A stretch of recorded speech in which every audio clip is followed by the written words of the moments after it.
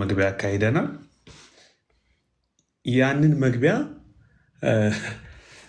መግቢያ ምናልባት ያልተገኛችሁ ያልሰማችሁ ሰዎች ካላችሁ እኔ ፕሮፋይል ላይ ብትገቡ ዩቲዩብ ፔጅ አለ። የእኔ ዩቲዩብ ፔጅ እዛ ጋር ስለጫንኩት በሌላም ጊዜ መስማት ትችላላችሁ። ግን ኤሚ እስኪመጣ ድረስ እምነታብ እኔ ጋር አብሮ ሮሜን የሚያጠና ፋሲሊቴት ከእናንተ ጋር አብረን እንድናጠና ያሰብኩት ልጅ እሱ እስኪመጣ ድረስ መግቢያዎቹን ባለፈው ሳምንት ያሳለፍነው መግቢያ ያልነበራችሁ ወይም ላስታውሳችሁ አንዳንዶቻችሁን ለማስታወስ ስለሚረዳ የተወሰኑ ሀሳቦችን ላንሳላችሁ። የሮሜ መጽሐፍ አስደናቂ መጽሐፍ ነው።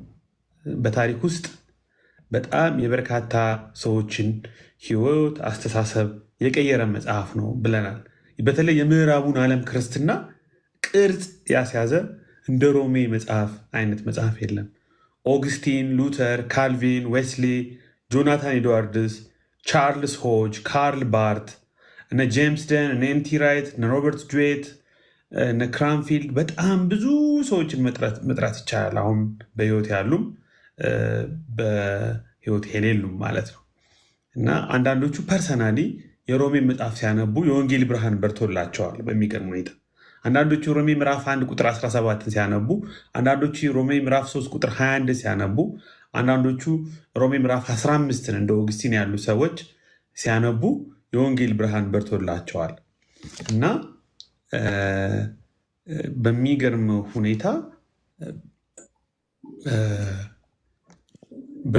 ሁኔታ እንደዚህ አይነት መጽሐፍ ነው። ማለት 27 የአዲስ ኪዳን መጽሐፍት አሉ፣ ግን የሮሜን ያህል በታሪክ ውስጥ ብዙ ኮሜንተሪ የተጻፈበት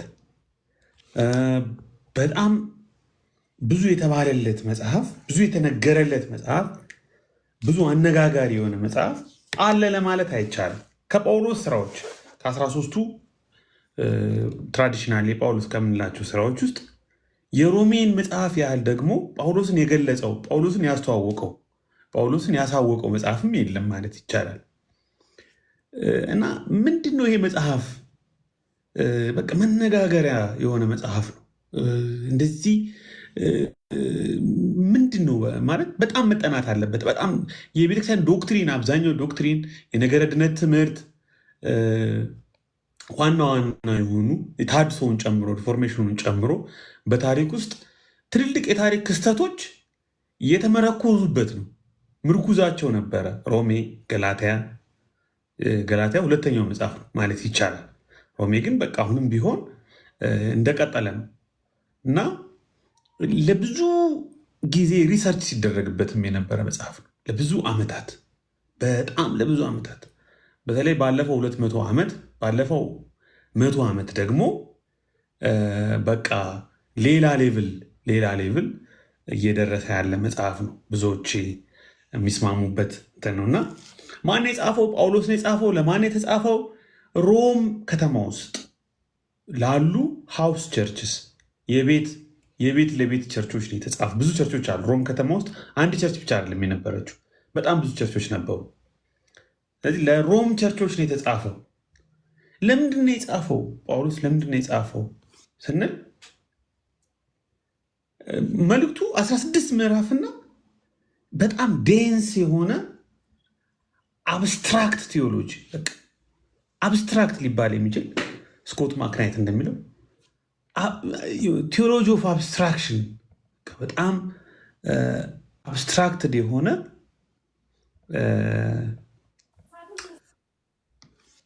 ቴዎሎጂ የያዘ መጽሐፍ ነው እና ግን የተጻፈበትን ምክንያት ሲናገር እኔ በእናንተ በኩል አልፌ በሮም ቤተክርስቲያን ምዕመናን፣ በሮም ከተማ ውስጥ ባሉ ክርስቲያኖች ቅዱሳን በኩል አልፌ ወደ ስፔን ሂጄ ወንጌል ለመስራት ስለምፈልግ ነው። ስለዚህ እንድትቀበሉኝ ነው፣ እንድትዘጋጁ ነው ብሎ ያስባል። ወይም እንደዛ አይነት እቅድ እንዳለው ይናገራል። ከዛ ደግሞ ከእናንተ ጋር ከመምጣቴ በፊት በኢየሩሳሌም ላሉ ክርስቲያኖች የተዋጣውን የፍቅር ስጦታ አስቀድሞ ይዞ እንደሚሄድ በኋላ ግን ወደ እነሱ እንደሚመጣ ይናገራል። ግን እንደዚህ ለማለት እኮ ጳውሎስ 3 መስመር ደብዳቤ ነው መጽሐፍ የሚጠበቅበት። በቃ ወደ ስፔን ለወንጌል ስራ አልፋለሁ፣ እናንተ ጋር አርፋለሁ፣ እንድትቀበሉኝ ይጠይቃችኋለሁ፣ እስካያችሁ ናፍቃለሁ። ፔሬድ። ግን 16 ምዕራፍ ጻፈ። ከዛ ደግሞ በተለይ ከምዕራፍ 1 እስከ 8 ጥልቅ የሆነ ድንቅ የሆነ ቴዎሎጂ፣ አስደናቂ የሆነ መልእክት፣ በተለይም የነገረ ድነትን ሀሳብ አብራራ ማለት ነው። ስለዚህ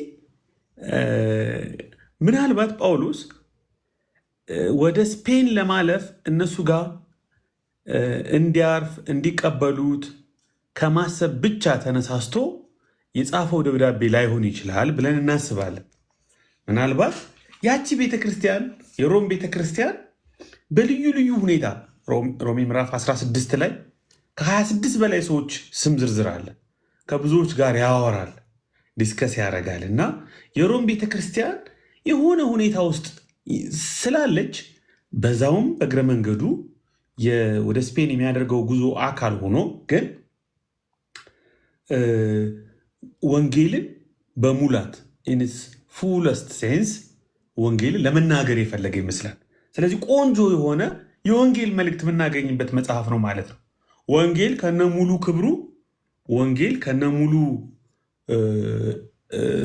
ፓኬጁ የሚገኝበት መጽሐፍ ነው ማለት ነው የሮሜ መጽሐፍ። እና አንዳንዶች ምናልባት ያቺ የሮም ቤተክርስቲያን የተመሰረተችው በሐዋርያት ስላልሆነ ወይም በሐዋርያት ላይሆን ስለሚችል በጴንጤቆስጤ ቀን ሐዋርያት ሥራ ምዕራፍ 2 ላይ ከተለያዩ አገራት ፋሲካን በዓል ለማክበር የጴንጤቆስጤን በዓል ለማክበር የተገኙ ሰዎች መንፈስ ቅዱስ ሲወርድ በጴጥሮስ ስብከት ጌታን የተቀበሉ ሰዎች ሂደው ሮም ያችን ቤተክርስቲያን ወይም በብዛት አይሁድ መጀመሪያ አካባቢ፣ በኋላ ግን ከሮም ከተማ ቀላውዲዮስ የሚባል የሮም ገዢ፣ ክላውዲዮስን ብዙዎቻችሁ እንደምታውቁት ከነ ካሊጉላ በኋላ ከነ ሲዛር፣ ኦክታቪያን፣ ታይቤሪየስ፣ ካሊጉላ፣ ክላውዲየስ ቄሳርን ከቆጠራችሁት 5ኛው የሮም ኢምፐረር።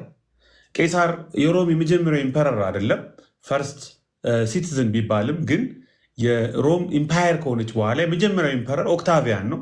የቄሳር አዶፕትድ ልጁ ነው። ስለዚህ ምናልባት ኦክታቪያን 1፣ ጢባሪዮስ ቄሳር 2፣ ካሊጉላ 3፣ ክላውዲዮስ ወይም ቀላውዲዮስ የሚባለው 4ኛው የሮም ንጉሥ ሮም ውስጥ በተፈጠረ ብጥብጥ ምክንያት በርካታ አይሁድን ከሮም ለቀው እንዲወጡ አዋጅ አውጥተው ነበር። ያኔ ለቀው ሲወጡ አይሁድ የሮም ቤተክርስቲያን በአሕዛብ ብቻ ተሞላች፣ ወይም አሕዛብ ክርስቲያኖች የሮምን ፖለቲካ፣ የሮምን ኢኮኖሚ፣ የሮምን ቤተክርስቲያን ስልጣን፣ ሊደርሽፑን ሁሉን ተቆጣጠሩ። ከ5 ዓመት በኋላ ግን ያ አዋጅ ተነስቶ አይሁድ እንደገና ሲመለሱ፣ ወደ ሮም ከተማ ሲመለሱ በተወሰነ ደረጃ የፓወርና ፕሪቪሌጅ ነገር ተገለባብጦ ጠበቃቸው። አይሁድ ያልጠበቁት ነገር ጠበቃቸው። አይሁድ ክርስቲያኖችም ከአሕዛብ ክርስቲያኖች ጋር በተወሰነ ደረጃ ቅሬታ ውስጥ የገቡ ይመስላል። አይሁዶች እኛ መሲሁን ስንቀበል እንደው ከመሬት ተነስተን አይደለም፣ አባቶች የኛ ናቸው፣ ኪዳኑ የኛ ነበር፣ መቅደሱ የኛ ነበር፣ መጽሐፍት የኛ ነበሩ፣ ኢየሱስም ከኛ የመጣ ነው፣ እኛንን አፐራንዱን መውሰድ ያለብን የሚል አይነት ስሜት ያዳበሩ፣ እኛንን እንደተፈጠርን የነበር ነው፣ እኛንን ወይኑ ግንድ ላይ ያለ ነው የሚል አይነት ስሜት ያዳበሩ ይመስላል። አሕዛብ ደግሞ ብራዘር፣ አሁን ጨዋታ ተቀይሯል። አሁን አይሁድ የለ፣ አሕዛብ የለ፣ በቃ ሁላችንም አንድ ሆነ።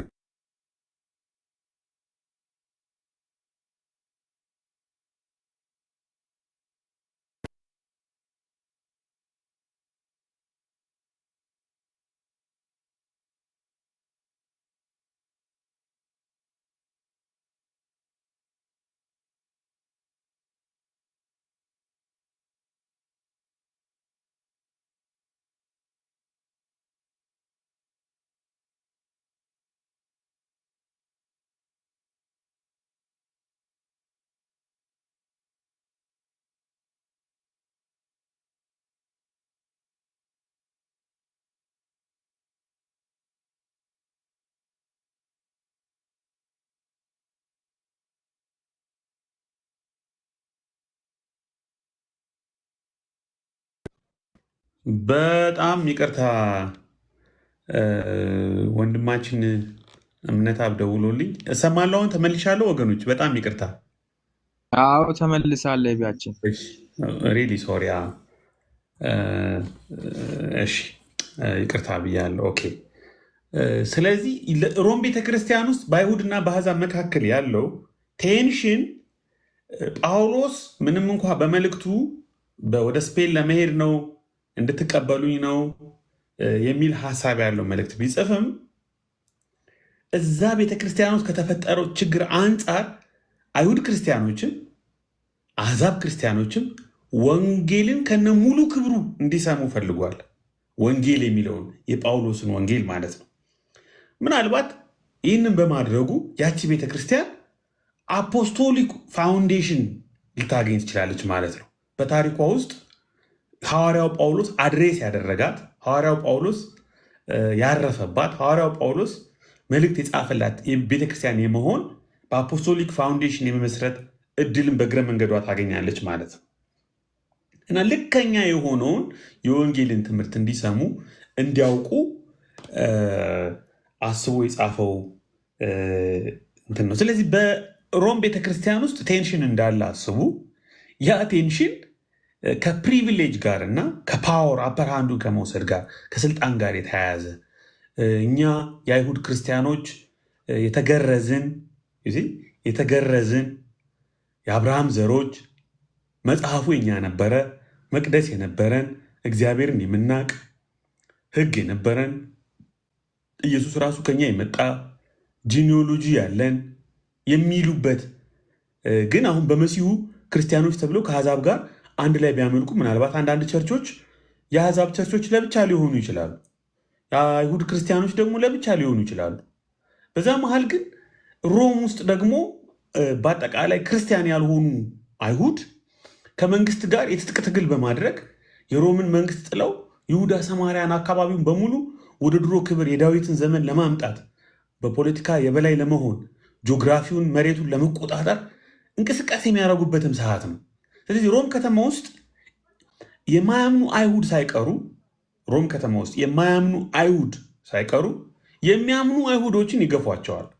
ከእነሱ ጋርም ቴንሽን አለ። እንደ ከሃዲ ይቆጥሯቸዋል።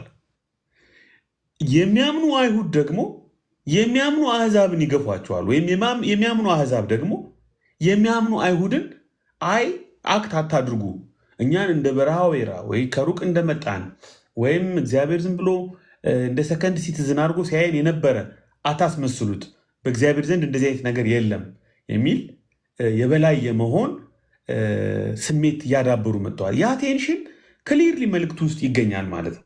ስለዚህ ጳውሎስ ፕሪቪሌጅም አይደለም። በጣም የሚገርመው የጳውሎስ መልእክት ይሄ ነው። ፕሪቪሌጅም አይደለም፣ ፓወርም አይደለም፣ ፓወርም አይደለም ብሎ በላከላቸው ወንጌል ይሄን የፓወር የስልጣንና የልዩ ጥቅምን ስሜት ዲኮንስትራክት ነው የሚያደርገው፣ ያፈርሰዋል። አፕሳይድ ዳውን ነው የሚያደርገው፣ ዲናይ ያደርጋል።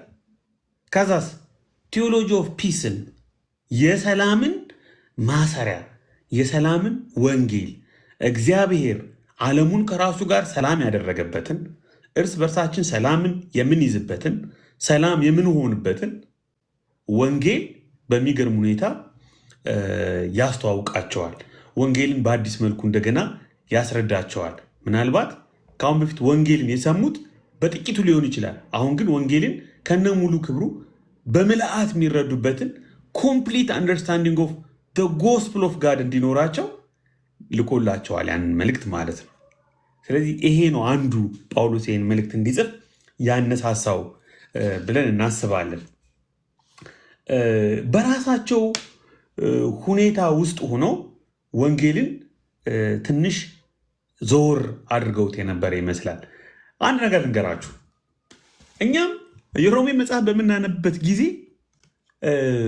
አንድ ጋቪንታ የምትባል በጣም የምወዳት ሮበርት ቢቨርሊ ጋቪንታ የምትባል ዌን ኢን ሮማንስ በሚባል መጽሐፏ ላይ ለብዙ ዓመታት ወንጌልን በዋን ዲን ያየ ነው ትላለች። በቃ ወንጌልን ብቻ ሳይሆን የሮሜን መጽሐፍ የሆነ ቁንጽል በሆነ ዶክትሪናልና የሆነ በታሪክ ውስጥ በሰማናቸው በጣም ይሄ ዶግማቲክ ፕሮፖዚሽንስ መነጽር ነው ያየ ነው እና ልክ በጣም ቆንጆ ፊልም ሆኖ ትላለች። አንድ ምሳሌ ትሰጣለች። ሲኒማ ቤት ገብተን ፊልም እናይና ሲኒማ ቤት ገብተን ፊልም አይተን ልጆቹ ፊልሙ ሳያልቅ 20 ደቂቃ ሳይቆዩ እየሮጡ ወጡና ብራችንን መልሱ፣ ፊልሙ እንደጠበቅነው አይደለም፣ የምንወደው ፊልም አይደለም፣ ምንም የሚገርም ነገር የለውም፣ ምንም ቴስት የለውም፣ ምንም ጣዕም የለውም፣ እንደፈለግነው አይደለም ብለው ብራቸውን አስመለሱ። እኛ ፊልሙን እስከ መጨረሻው ድረስ አየነው፣ ፊልሙ የሚገርም ፊልም ነበረ ትላለች። አንዳንድ ጊዜ ሮሜን ማንበብ እንደዛ ሊሆን ይችላል ትላለች። የምንጠብቀው ነገር አለ፣ ግን ሮሜ ኦፌንድ ሊያደርገን ይችላል። እንደምንጠብቀው ላይ እኛ የምንጠብቀው ጀስቲፊኬሽን ባይ ፌዝ እንደዚህ ኦሪጂናል ሲን የሆኑ ፖይንቶችን ዶግማቲክ የሆኑ በቤተክርስቲያን ታሪክ ውስጥ የነበሩ ኢሹዎችን፣ ክርክሮችን፣ ዶክትሪናል ነገሮችን አስበን እንመጣለን። ግን ምናልባት ሮሜን በትክክል በኮንቴክስቱ ስናጠናው ኦፌንድ ሊያደርገን ይችላል። ኦፌንዱን የምንቆየው ግን ለጥቂት ጊዜ ነው። የመልእክቱ ዋና ሀሳብ አንደርስታንድ ስናደርገው እየጣፈጠን ሊሄድ ይችላል የሚል ነው እና ወንጌል ምንድን ነው የሚለውን በጥሩ ሁኔታ የሚያሳይ መጽሐፍ ነው። በተለይም ከግለሰባዊ ከቡድኖች ወይም ከማህበረሰባዊ አልፎ አጽናፍ አቀፋዊ መላ ዓለማዊ የሆነውን የወንጌልን እንድምታ ኮስሚክ ዋይድ የሆነውን የወንጌል እንድምታ የሚያሳይ ነገር ነው ብለን እናምናለን። ብዙዎች የሚያምኑት ያ ነው። ሞር ደግሞ እነዚህን ኢሹዎች በጣም ዶክትሪናል የሆኑ ኢሹዎችን እያነሳን ገና ስለ ጀስቲፊኬሽን፣ ስለ ፌዝ፣ ስለ ወርክ፣ ስለ ኦሪጂናል ሲን፣ ስለ መንፈስ ቅዱስ፣ ስለ መመረጥ ስንጨቃጨቅ ከርመን ልክ ሮሜ ምዕራፍ 12 ሊቭድ ቴዎሎጂ ተግባራዊ የሆነውን ክርስትና ከነሱ ወቅታዊ ሁኔታ ጋር የተቆራኘው መልእክቱን በደንብ ልንረዳ የምንችልበትን ቦታ ላይ ስንደርስ ኦልሬዲ ተዳክመን ስለምንደርስ እንደሚለው ነው ማክናይት የመልእክቱን ዋነኛ ሀሳብ ልንረዳ የምንችልባቸውን ክፍሎች የማጤን እድሉን እናጣለን። እንደው በተቻለ መጠን ከኋላ ጀምረን ብናነበው እነሱ ካሉበት መሰረታዊ ሁኔታ አንጻር ሁነን ብናነበው የተሻለ መልእክቱ ሊረዳን ይችላል ብለን ስላሰብን ከኋላ ነው የምንጀምረው። ለአንዳንዶቻችሁ ዊርድ ሊሆን ይችላል፣ ያለመዳችሁት ነገር ሊሆን ይችላል። አይሆፕ ግን ኦፌንዱ ናችሁ ብዙ አትቆዩም። ከሮሜ ምዕራፍ 16 12 13 14 15 16 አካባቢ ላይ የተወሰኑ ሀሳቦችን ኤሚ መጥቷል። ኤሚ በጣም በቢዚ ወይም በውጥረት ላይ ሆኖ ነው ትንሽ ያለውን ነገር ሼር የሚያደርገን። ለሱ አንድ 20 ደቂቃ ወይም እሱ የሚችለውን ያህል የተወሰነ ደቂቃ ያለውን ሀሳብ አካፍሎን ከዛ ደግሞ እኛ እናዳብረዋለን ማለት ነው። ስለዚህ ኤሚ ምናልባት የሚመች ቦታ ላይ ካለ እየሰማኝ ከሆነ አሁን መመለስ ትችላለህ። ኤሚ ለአንተ ሰዓቱን እሰጥሃለሁ። እንግዲህ የፈለግከውን ያህል ጊዜ ውሰድና የተወሰኑ ሀሳቦችን ሪፍሌክት አድርግልን። አይኖ ውጥረት ላይ ሆነ ጆይን እንዳረከን ቴንኪዩ። ተባረክ ኤሚ። ፎሎ ድምፅ ይሰማል። አይ ቲንክ አይደል? አሁን ይሰማል። እሺ ቴንኪዩ አቤክስ። ያው ነገር ያለሁበት እንትን አሁን ውጭ ሆኜ ነው አሁንም እንትን ለማለት የሙከራ እያደረግኩ ያለሁት። ያው ከገባሁበት ሰዓት ጀምሮ ስታወራ የነበረውን ነገር ስሰማ ነበር እና አይ ቲንክ እኔም በዚህ አሁን በምናጠናው ክፍል ላይ ልናገር የምችላቸውን አትሊስት ዋና ዋና ነገሮች አንስተሃቸዋል ብዬ አስባለሁ። ይሄ የሮሜን መጽሐፍ ባለፈው ሳምንት መግቢያውን ስናይ መጽሐፉ እንዴት እንከፍላለን፣ ከዛ ደግሞ ስንት አይነት አነባበቦች አሉ፣ አትሊስት ዋና ዋናዎቹን እንያቸው ምናምን ብለን አንድ አንስተን ነበር። አሁንም አንተ ተከትለ የምትሄዱ አይነት ሞዴል ማለት ነው። እዚህ ከኋላ ተነስተን እናንብብ የሚለውን እና ከ12 16 ተነስተን ወደኋላ ብናነበው ጥሩ ነው። ያው ሎጂኩን ደግሞ ትዝ የሚላችሁ ይመስለኛል። ያው እዚህ ላይ የነበራችሁ ሪከርድ የተደረገውንም የሰማችሁ ላስት ዊክ ስንነጋገር አትሊስት ትራዲሽናሊ መጽሐፉ በቃ በጣም በሚታወቅ መንገድ ይከፈላል። ከ1 እስከ 3 ምዕራፍ 3 መጨረሻ ድረስ፣ ከ4 አንስቶ ደግሞ እስከ 8 ድረስ፣ ከዛ ከ9 839 ቁጥር ድረስ፣ ከዛ ከምዕራፍ 9 አንስተን ደግሞ እስከ ምዕራፍ 11 መጨረሻ ድረስ፣ ከዛ 12 ደግሞ እስከ 16 የመጨረሻው ሴክሽን።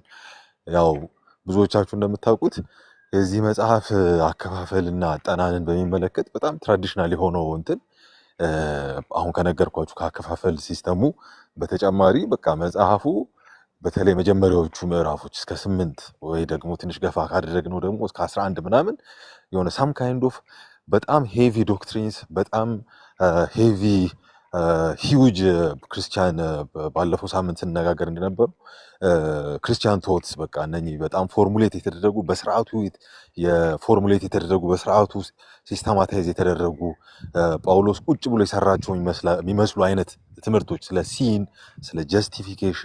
ስለ ጀስቲፊኬሽን ባይ ፌዝ፣ ስለ ራሱ ፌዝ፣ ስለ ድነት ደግሞ ሳልቬሽን፣ እንደገና ደግሞ ስለ አይሁድና አሕዛብ ደግሞ ግንኙነት፣ ስለ ሕግ፣ ስለ ወርክስ ኦፍ ዘ ሎው በሕግ ስለሚደረግ የሕግ ስራ ብሎ ጳውሎስ በተለያየ መጽሐፎች በሮሜን ጨምሮ በፊልጵስዩስ በገላትያ ላይ ምናምን የሚናገረውን እና በጣም በክርስቲያን ቴዎሎጂ ውስጥ ይሄ በጣም ትልልቁን ቦታ የሚይዙ ከዛ ደግሞ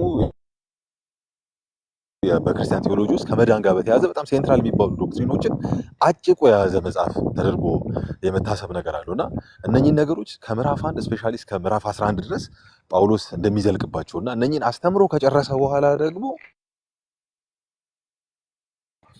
በቃ ፕራክቲካል ቴዎሎጂ ከ12 አንስቶ እስከ 16 እንደሚናገር ነው። እንደውም ትዝ የሚላችሁ ከሆነ በቃ በጣም ብዙ ጊዜ በስብከት እኛም ብለን እናውቃለን ሰምተንም እናውቃለን ብዬ አስባለሁ። ጳውሎስ አስተምሮ ስለ እግዚአብሔር ፍቅር እግዚአብሔር ደግሞ በልጁ በኢየሱስ ክርስቶስ በኩል አድርጎ ለእኛ ስለገለጠልን የማዳኑ ሚስጥር በቃ ሰፊ ትረካ ካደረገ በኋላ እንግዲህ በቃ እነኚህ ትረካዎች እነኚህ እውነቶች በጣም የጸኑ ናቸው ምናምን እነኚህን ደግሞ ሪስፖንድ ማድረግ የምትችሉት በእንዲህ አይነት መንገድ ነው ብሎ ፕራክቲካል ደግሞ ነገር ለማስተማር ጳውሎስ ከ12 ተነስቶ እስከ 16 ድረስ እንደዘለቀ ተደርጎ ይታሰባል።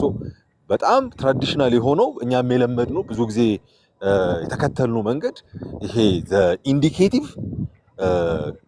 ጀምሮ ኢንዲኬት እያደረገ መጥቶ በቴዎሎጂ ከዛ ወደ ኢምፔራቲቭ ወደ ትእዛዛዊ ጠቁሞ ጳውሎስ በትልልቅ ቴዎሎጂዎች ከዛ መጨረሻ ላይ ደግሞ ወደ ትእዛዝ እንደዛ እንደገባ ተደርጎ ምናምን ነው ፕሬዘንት የሚደረገው። እኛም እንደዛ ነው ሮሜን ስናጠና የምናጠናው። ግን አሁን ደግሞ የምናጠናበት መንገድ እስቲ ለምን እንደዛ እና ማለት መጽሐፎች በተለይ ደግሞ ደብዳቤዎች ኦኬዥናል ናቸው ካልን ማለት የሆነ ወቅት ከወለዳቸው የሆነ ችግር የሆነ ጥያቄ ከወለዳቸው ጥያቄውና ችግሩን ለምን ለማግኘት ሙከራ እናደርግም? እና ጥያቄና ችግር ለማግኘት ብዙ ጊዜ ደብዳቤዎችን ስናጠና ምንድነው የምናደርገው? ባክግራውንድ ስተዲ ነው አይደል የምናደርገው፣ ከጀርባ ጥናት ምናምን እናደርጋለን።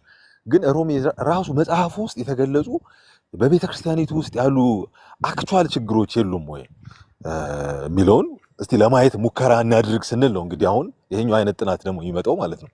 በጣም ትኩረት ሰጥታችሁ ለማጥናት ከሞከራችሁ ከምዕራፍ 12 እስከ 16 ቸርቿ ውስጥ ያሉት ችግሮች ናቸው እና መከፋፈሉ፣ መለያየቱ፣ መናናቁ፣ ጀጅ መደራረጉ፣ የጎሪጥ መተያዩ፣ ከፖለቲካ ጋር ባለ አፊሌሽን አንደኛው ጥቅም ሲያገኝ ቅድም ስትናገር ነበር የፕሪቪሌጅ ጥያቄ፣ የፓወር ጥያቄ፣ ከዚህ የእምነት ሱፔሪዮሪቲ ጋር በተገናኘ አይሁዶች የሚያነሱት እኛ የበላይ ነን የሚል አይነት በቃ የኮቨነንት ሜምበርሺፕን በቃ በጣም አጠንክሮ የመያዝና ኤክስክሉሲቭሊ ሌሎች ቦታ የላቸውም የማለት አይነት ክሌም እና ጳውሎስ ከ12 አንስቶ እስከ 16 ድረስ የሚናገረው ነገር እኛ በፊት እንደምናስበው በኢንዲኬቲቭ ተጀምሮ እንደ አፕሊኬሽን በቃ አሁን በቃ ሙሉ ትምህርቱን ጨርሰናል፣ እንዴት ነው የትምህርት አፕላይ የምናደርገው የሚለውን ሲያብራራ ሳይሆን ጳውሎስን ራሱ ያስነሳው ብዕር እንዲያነሳ ያደረገው አስቻይ ምክንያት ኢኔብሊንግ ፋክተር ከ12 እስከ 16 ያለው ነው።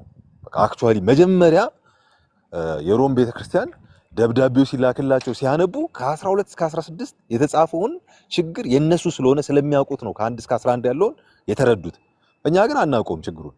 ስለማናውቀው ምንድነው ማድረግ ያለብን? ከችግሩ መነሳት አለብን። ስለዚህ ችግሩ ደግሞ የት ነው የተጻፈው? ከ12 እስከ 16 አፕሊኬሽን ሳይሆን ቅድም ስትናገር የነበረው ሊቭድ ቴዎሎጂ ጳውሎስ የሚያስተምራቸው በቃ ሕያው ነፍስ ያለው ቴዎሎጂ ማለት እንችላለን። በቃ የሆነ የሚንቀሳቀስ ሕያው ነፍስ ያለው ቴዎሎጂ። ምክንያቱም አሁን በጣም በተደጋጋሚ ቅድም ስናገር እንደነበረው ይሄ ቴዎሎጂዎች ሂውጅ ዶክትሪንስ ምናምን አስተማሪ አድርጎ ጳውሎስን ማሰብ ሰም ካይንድ ኦፍ ይሄ በጣም በሞደርን ዴይ የተጀመረ አይነት ቴዎሎጂካል ሌክቸርሺፕ አለ አይደል? ይሄ ምንድነው አርም ቼር ቴዎሎጂያን የሚባል አይነት ይሄ በቃ ወንበር ላይ ቁጭ ብሎ ቴዎሎጂ ፎርሙሌት የሚያደርግ ማለት ነው። በቃ ፊሎሶፊ የሚያደርግ ቴዎሬቲካል ነገሮች ላይ ኤንጌጅ የሚያደርግ በጣም ሃይፖቴቲካል ማይጨበጡ ነገሮች ላይ ምናምን በጣም ጊዜ የሚያሳልፍ ምናምን። ጳውሎስ እንደዛ አይደለም።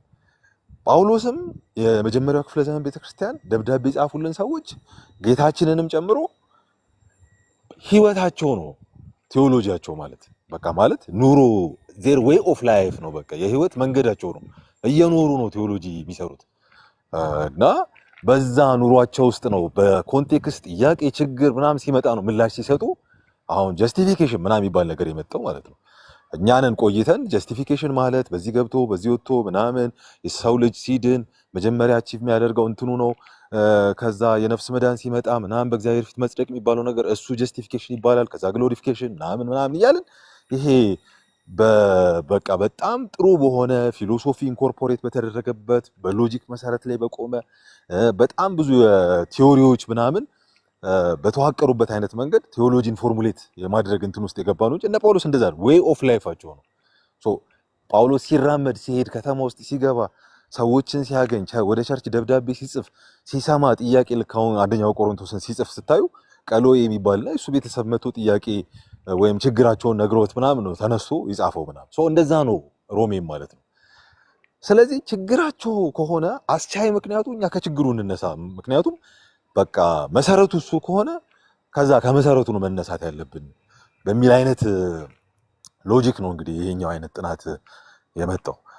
ስለዚህ ከ12 እስከ 16 ድረስ ደግሞ ስናጠና በተደጋጋሚ በቤተ ክርስቲያን ውስጥ ያለው ችግር ምንድነው? በጣም ሪከረንት የሆነ በተደጋጋሚ የምናየው አት ሴም ታይም ደግሞ በጣም ዶሚናንት የሆነ እንግዲህ በቃ በተወሰነ መጠን የሆነ ዲኬድስ የኖረች ቤተክርስቲያን ናት ምናምን ምናልባት ማለት ነው መጽሐፉ እስኪጻፍ ድረስ በሆነ ያህል እንግዲህ ባለፈው ሳምንት እንዳየነው የፋሲካን በዓል ለማክበር የሄዱ እዛ ከተማ ውስጥ ሮም ከተማ ውስጥ የነበሩ አይሁዳውያን ከሆኑ ሰምተው የተመለሱት ምናልባት ከ50 ቀን ጌታችን ከትንሣኤ ካደረገ ከ50 ቀን በኋላ ምናምን የነበረው ኢንሲደንት ወቅት ነው ያንን መዳን የተቀበሉት ምናምን እና ያንን ወይም የመሲሁ ተከታይ የሆኑበት አጋጣሚና ከዛ ተነስተን ጳውሎስ ደብዳቤውን እስከጻፈበት ጊዜ ድረስ ምናልባት 10 ወይ 20 ዓመት ምናምን ዲኬድስ። ሶ በዚህ ዲኬድስ ውስጥ በርካታ ችግሮች ሊኖሩ ይችላሉ። ግን ጳውሎስ አድሬስ ማድረግ የፈለገው ግን ዶሚናንት ፕሮብሌምስ አሉ። እሱ ደግሞ ሳም ካይንድ ኦፍ የማህበረሰብ ጦርነት፣ የማህበረሰብ ቴንሽን፣ የዲፍረንት አይደንቲቲስ መካከል ያለ የሆነ ፍትጊያ ምናምን ጸብ፣ መቃቃር ምናምን ቅድም በተደጋጋሚ ሲናገር እንደነበር የልዩ ጥቅም ክሌም ሌላኛውን ኤክስክሉድ ያደረገ የፓወር ፍላጎት የፓወር ክሌም ሌላኛውን ቡድን ኤክስክሉድ የሚያደርግ የአንዱ ተጠቃሚነት የአንዱን ስታተስ ከፍ የሚያደርግ እንደሱ አይነት ነገሮች እንግዲህ ይህንን ቴክስቶቹን ስናጠና የምናገኘው ነው ማለት ምዕራፍ በተለይ ደግሞ ምዕራፍ 14 እና 15ን ስናይ በተደጋጋሚ ደካማ ኃይለኛ ምናምን የሚሉ ቃላትን በተደጋጋሚ ስናነብ እናስተውላለን። ምዕራፍ 14 ቁጥር 1 ላይ ለምሳሌ በእምነት የደከመውን ሰው ተቀበሉት፣ በሐሳቡ ላይ አትፍረዱ፣ በቃ እና ሁሉ ተፈቅዷል ብሎ የሚያስብ አለ፣ ሁሉ የሚበላ ግን ደካማው ግን አትክልት ይበላል ምናምን ይላል። ከዛ ይመጣና ስለ ምግብ ምናምን አንስቶ እንዴት የምግብ ጉዳይ እነኚህ ደካማና ኃይለኛ እያለ በሚጠቅሳቸው ሰዎች መካከል ልዩነት እየፈጠረ እንዳለ ምናምን ያነሳል። ከዚሁ ጋር በተያያዘ በጣም ክሩሻል ስለሆነ እነኚህ ደካማ ኃይለኛ ምናምን እያለ የሚጠራቸው የማህበረሰብ ቡድኖች እነማን ናቸው የሚል ጥያቄ መነሳቱ አይቀርም። ያው ብዙ ጊዜኛ የአዲስ ኪዳን ደብዳቤዎችን ስናጠና የአዲስ ኪዳን ደብዳቤዎች የተጻፉበት ኮንቴክስት እና ሶሻል ፕሮብሌም ሞስትሊ ግንኙነቱ በአይሁድና በአሕዛብ መካከል ያለ ቴንሽን ምናምን ነው። ኦብቪየስሊ አይደል የመጀመሪያው ክፍለ ዘመን ቤተክርስቲያን የመጀመሪያው በቃ ምናልባት ትልቁ ጦርነት፣ ትልቁ ችግር፣ ትልቁ ፈተና በሁለቱ የብሔረሰብ ቡድኖች መካከል ያው በእኛ ዘመን ቋንቋ ካወራ ኢትኒክ ግሩፕስ መካከል ያለ ቴንሽን ነው። ግን እዚህ ጋር እናንተ አይሁዶች እናንተ አሕዛብ ምናምን አይደለም የሚላቸው፣ ደካማና ኃይለኛ ምናምን ነው የሚላቸው።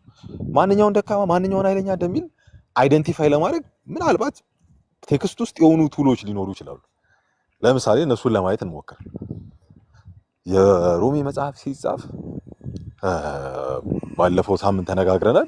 ሮሜ መጽሐፍ ምዕራፍ 16 ቁጥር 1 በከንክራውስ ቤተክርስቲያን አገልጋይ የምትሆንን ሴት ልኮ ነው ጳውሎስ ደብዳቤውን ሲያስነብብ ምናምን ነው እና አደራ ምናምን ሲላት ታያላችሁ። ስለዚህ ከክንክራውስ ከሆነ የላከው እሱን ክንክራውስ ነበር ማለት ነው። ክንክራውስ ሲፖርት ናት፣ እዛ ቆሮንቶስ አካባቢ ያለች እና ቆሮንቶስ በነበረበት ሰዓት ኢሚዲየት ወይም አሁን በቅርብ የሚያደርገው ሚሽነሪ ጆርኒ ወደ ኢየሩሳሌም የሆነበት ምዕራፍ 20 አካባቢ ላይ ነው። እሱኛው ደግሞ ሶስተኛው ሚሽነሪ ጆርኒው አካባቢ ላይ ነው ተባብለናል ምናምን ትዝ የሚላችሁ ከሆነ የዛኔ ሳይሆን አይቀርም የጻፈው ምናምን። አንድ ምዕራፍ ቀደም ብለን ስናይ ሐዋርያት ሥራ መጽሐፍ ላይ የኤፌሶንን ከተማ ነው የምናገኘው። የኤፌሶን ከተማ ውስጥ ሆኖ ኢየሩሳሌም ለመሄድ የተዘጋጀ ደብዳቤ ሲጽፍ ደግሞ የምናየው ወደ ቆሮንቶስ ነው። ይህን ደግሞ አንደኛው ቆሮንቶስን ስናጠና በተለይ 16ኛው ምዕራፍ ይሄ በጣም ፌመስ የሆነው ብዙ ጊዜ የምንጠቅሰው በቃ ብዙ ስራ ያለበት በር ተከፍቶልኛል ምናምን፣ ከዛ ደግሞ ያ ስራ አለው የሚለው በር ደግሞ የፈተና ምናምን በጣም ብዙ ተቃዋሚዎች ያሉበት እንደሆነ ምናምን ይናገራልና የፋሲካን በዓል ለማክበር እስከሄድ ድረስ ግን በዚህ ቆያለሁ ብሎ የሚቆይበትን ከተማ ስም ሲጠቅስ ኤፌሶን ነው የሚለው እና ኤፌሶን የነበረበት ወቅት 19 18 ምዕራፍ ምናምን ስናነብ በቃ አንዳንድ ታሪካዊ አጋጣሚዎች ምናምን ሲያነሳ እናያለን። ለምሳሌ አንድ ጋሊዮስ የሚባል ሰው በአይሁድ መካከል በተደረገ እንትን ቴንሽን የምኩራብ አለቃ የሆነ ሰው አምጥቶ ሲያስገርፍ ምናምን የምታዩበት አጋጣሚ እና ያ ጋሊዮስ ደግሞ ታሪክ የሚያውቀው ሰው ነው። ታሲተስ የሚባል የታሪክ ጸሐፊ ጋሊዮ ፕሮኮንሰልሺፕ ውስጥ በነበረበት ጊዜ ወይም ኦፊሻል በነበረበት የግሪኮ ሮማን ኦፊሻል የነበረበት ጊዜ 54 55 ምናምን አካባቢ ነው ምናምን ይላል። እንግዲህ ባለፈው ሳምንት ስንነጋገር ትዝ የሚላችሁ ከሆነ አይሁዳውያን ከሮም ከተማ እንዲወጡ ኤክስፔል ተደርገው ነበረ። ኤዲክት ትእዛዝ ወጥቶባቸው በቀላውዲዮስ እና እሱ ኦቨርተርን የተደረገው ወይም የተቀየረው ኔሮ ሲመጣ በ54 ምናምን ከ54 በኋላ ነው ተባብለናል። ስለዚህ ይሄኛውም ኦልሞስት ተመሳሳይ ጊዜ ነው ማለት ነው። ስለዚህ ጳውሎስ ወደ ቆሮንቶስ ደብዳቤ የጻፈበት ወቅትና ወደ ሮሜ ደብዳቤ በጻፈበት ወቅት መካከል ያን ያህል ሲግኒፊካንት የዓመታት ልዩነት የለም። ተመሳሳይ ወቅት ከሆነ ጳውሎስ ወደ ቆሮንቶስ ደብዳቤ ሲጽፍ የቆሮንቶስ ቤተክርስቲያን ውስጥ ከሚያነሳቸው ፕሮብሌሞች ወይም ችግሮች መካከል ምዕራፍ 8 ላይ ከምግብ ጋር የተያያዘ ልክ እንደዚሁ ሮሜ 14 እና 15 ላይ እንደምናገኘው የሆነ ደካማ ብርቱ ምናምን እያለ እየጠቀሰ ከምግብ ጋር የተያያዘ የሆነ ሰም ካይንድ ኦፍ ችግር እንዳለ ምናምን ያሳየናል። እንደውም ትዝ ይላችኋል በቃ ክርስቶስ የሞተለትን ሰው በመብል ምክንያት የምታሰናክለው ከሆነ አንተ እኮ በደል ነው እየሰራ ያለው፣ የክርስቶስ መስቀልን ዋጋ እያሰጣ ነው ምናምን እያለ ሲተች ምናምን ታያላችሁ። እዚሁ 14 ላይ ሮሜ ላይም እንደዛው ተመሳሳይ ነገር ይናገራል። ስለዚህ እዛ ላይ ግን ሮሜ አንደኛ ቆሮንቶስ ምዕራፍ 8 ላይ በጣም ክሊር ሆኖ ይሄ ከአይሁድ የምግብ ስርዓት ውጪ የሆኑ ምግቦች ችግር እየፈጠሩ እንዳሉ አድርጎ ነው የሚያቀርቡ። አንደኛ ቆሮንቶስ ምዕራፍ 8 ላይ ማለት ለጣዖት የተሰዋ ምግብ እና በገበያ ያለውን ብሉ ምናምን ችግር የለውም ሁሉ ይላል። ከነሱ ጋር የተመሳሰለ ሲመስል ታያላችሁ። በተለይ በቃ እውቀት እንዳላቸው ምናምን አውቃለሁ ምናምን፣ ግን እውቀት ያስታብያል እኮ ፍቅር ነው የሚያንጹ። በፍቅር ብትመላለሱ ይሻላችኋል እና የክርስቶስ መስቀል ለደካማው እንቅፋት እንድንሆን አያደርገንም እና ለክርስቶስ መስቀል ዋጋ ሊኖረን ይገባል ምናምን ሲል ስለዚህ አሁን ሮሜ መጽሐፍ 14 ላይ ምዕራፍ 14 ላይ ደካማ ጠንካራ ምናምን እያለ ከምግብ ጋር ያለውን ልዩነትና ቴንሽን ሲገልጽ ሲያብራራ ወይም ሲተች ምናምን የምታዩት በጣም ክሊር ባያደርገውም ከአንደኛ ቆሮንቶስ ሐሳብ ግን የተለየ ሊሆን አይችልም። ተመሳሳይ ወቅት ላይ የጻፈ ስለሆነ ማለት ነው።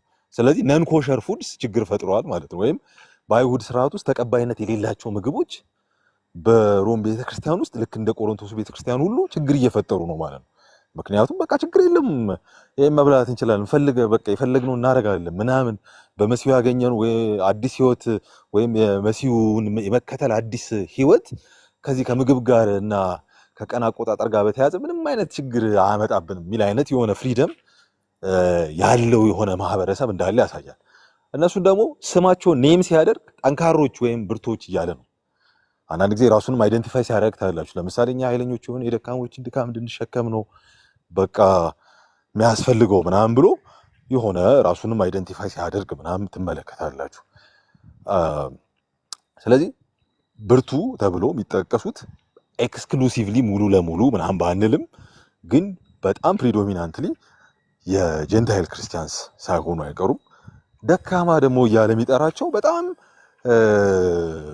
በቃ የሚያዝኑ እንደዚህ በመሆናቸው ደስ የማይላቸው ነን ኮሸር ፉድስ ወይም ከአይሁድ ስርዓት ውጭ የሆኑት ምግቦች ከመብላት ይልቅ አትክልት መብላት ይመርጡ የነበሩ ወይም ይናቁ የነበሩ አትናቃቸው ምናምን ካለ እንግዲህ ችግሩ ነበረ ማለት ነው። ይናቁ የነበሩ ይህን በማድረጋቸው አይሁዶች ሳይሆኑ አይቀሩም ማለት። ስለዚህ በአይሁድና በአሕዛብ መካከል የሚደረግ የሆነ ቴንሽን አለ፣ የሆነ በቃ መቃቃር አለ፣ የሆነ መፈታተግ ምናምን አለ። ይሄ ግን አሁን እንዳልኳችሁ ከምግብ መብላት፣ ቀን መቁጠር፣ ከቀን አቆጣጠር ጋር፣ ከምግብ አመጋገብ ጋር፣ ከኮሸር ፉድስ ጋር ምናምን ከነኛ ሪሊጂየስ ሎስ ጋር ብቻ ሳይሆን ከሳም ካይንድ ኦፍ ፖለቲካል የሆነ እንትንም እንዳለው ታያላችሁ። ለምሳሌ ምዕራፍ 15 ላይ በተለይ ኦሪጂናል ቴክስቱን ለማጥናት ሙከራ ካደረግን ምዕራፍ 15 ቁጥር 1 ላይ እኛ ኃይለኞች የሆነ የደካሞችን ድካም እንድንሸከም ያስፈልጋል ምናምን የሚለው ክፍል ላይ ኃይለኛ የሚለውን ቃል በኦሪጂናል በግሪክ ቃል የተቀመጠውን ስናይ ሞር ኦፍ ስትሮንግ ወይ ዊክ ምናምን ከሚለው ይልቅ ፓወርፉል እና ፓወርለስ ወደሚለው የቀረበ ነው፣ ወይም እንደዛ ተብሎ ሊተረጎም የሚችል ነው። ዱናቶይ ኤንድ አዱናቶይ ነገር ማለት ነው። አዱናቶይ የሚለው ደካሞችን ነው፣ ዱናቶይ የሚለው ደግሞ ብርቶችን ነው። ይሄ ደግሞ ከሃይማኖት ከሪሊጅን ጋር ምናምን የተያዘ ብቻ አይደለም፣ በጣም እንደውም ከፖለቲካ ጋር በጣም የተሳሰረ ነው፣ በጣም የተጋመደ ነው። ማለት ማህበራዊና ፖለቲካዊ እንትን ውስጥ ዓለም ውስጥ በሮም ከተማ ደካማ ብርቱ ምናምን የሚባል አገላለጽ በጣም የተለመደ ነው። ኮመን የሆነ ኤክስፕሬሽን ነው ሰዎችን እንደዛ መግለጽ። እና ደግሞ በጣም ደካማ በጣም ወይም ፓወርለስ ፓወርፉል ምናምን የሚባሉ የነበሩት ፕሪቪሌጅድ የሆኑና ፕሪቪሌጅድ ያልሆኑ ወይም ደግሞ ልዩ ጥቅም ያላቸውና ያልነበራቸው። አትሊስት እነኚህን ፖይንቶች ይዘን እንደ ዶት ቀጣጥለን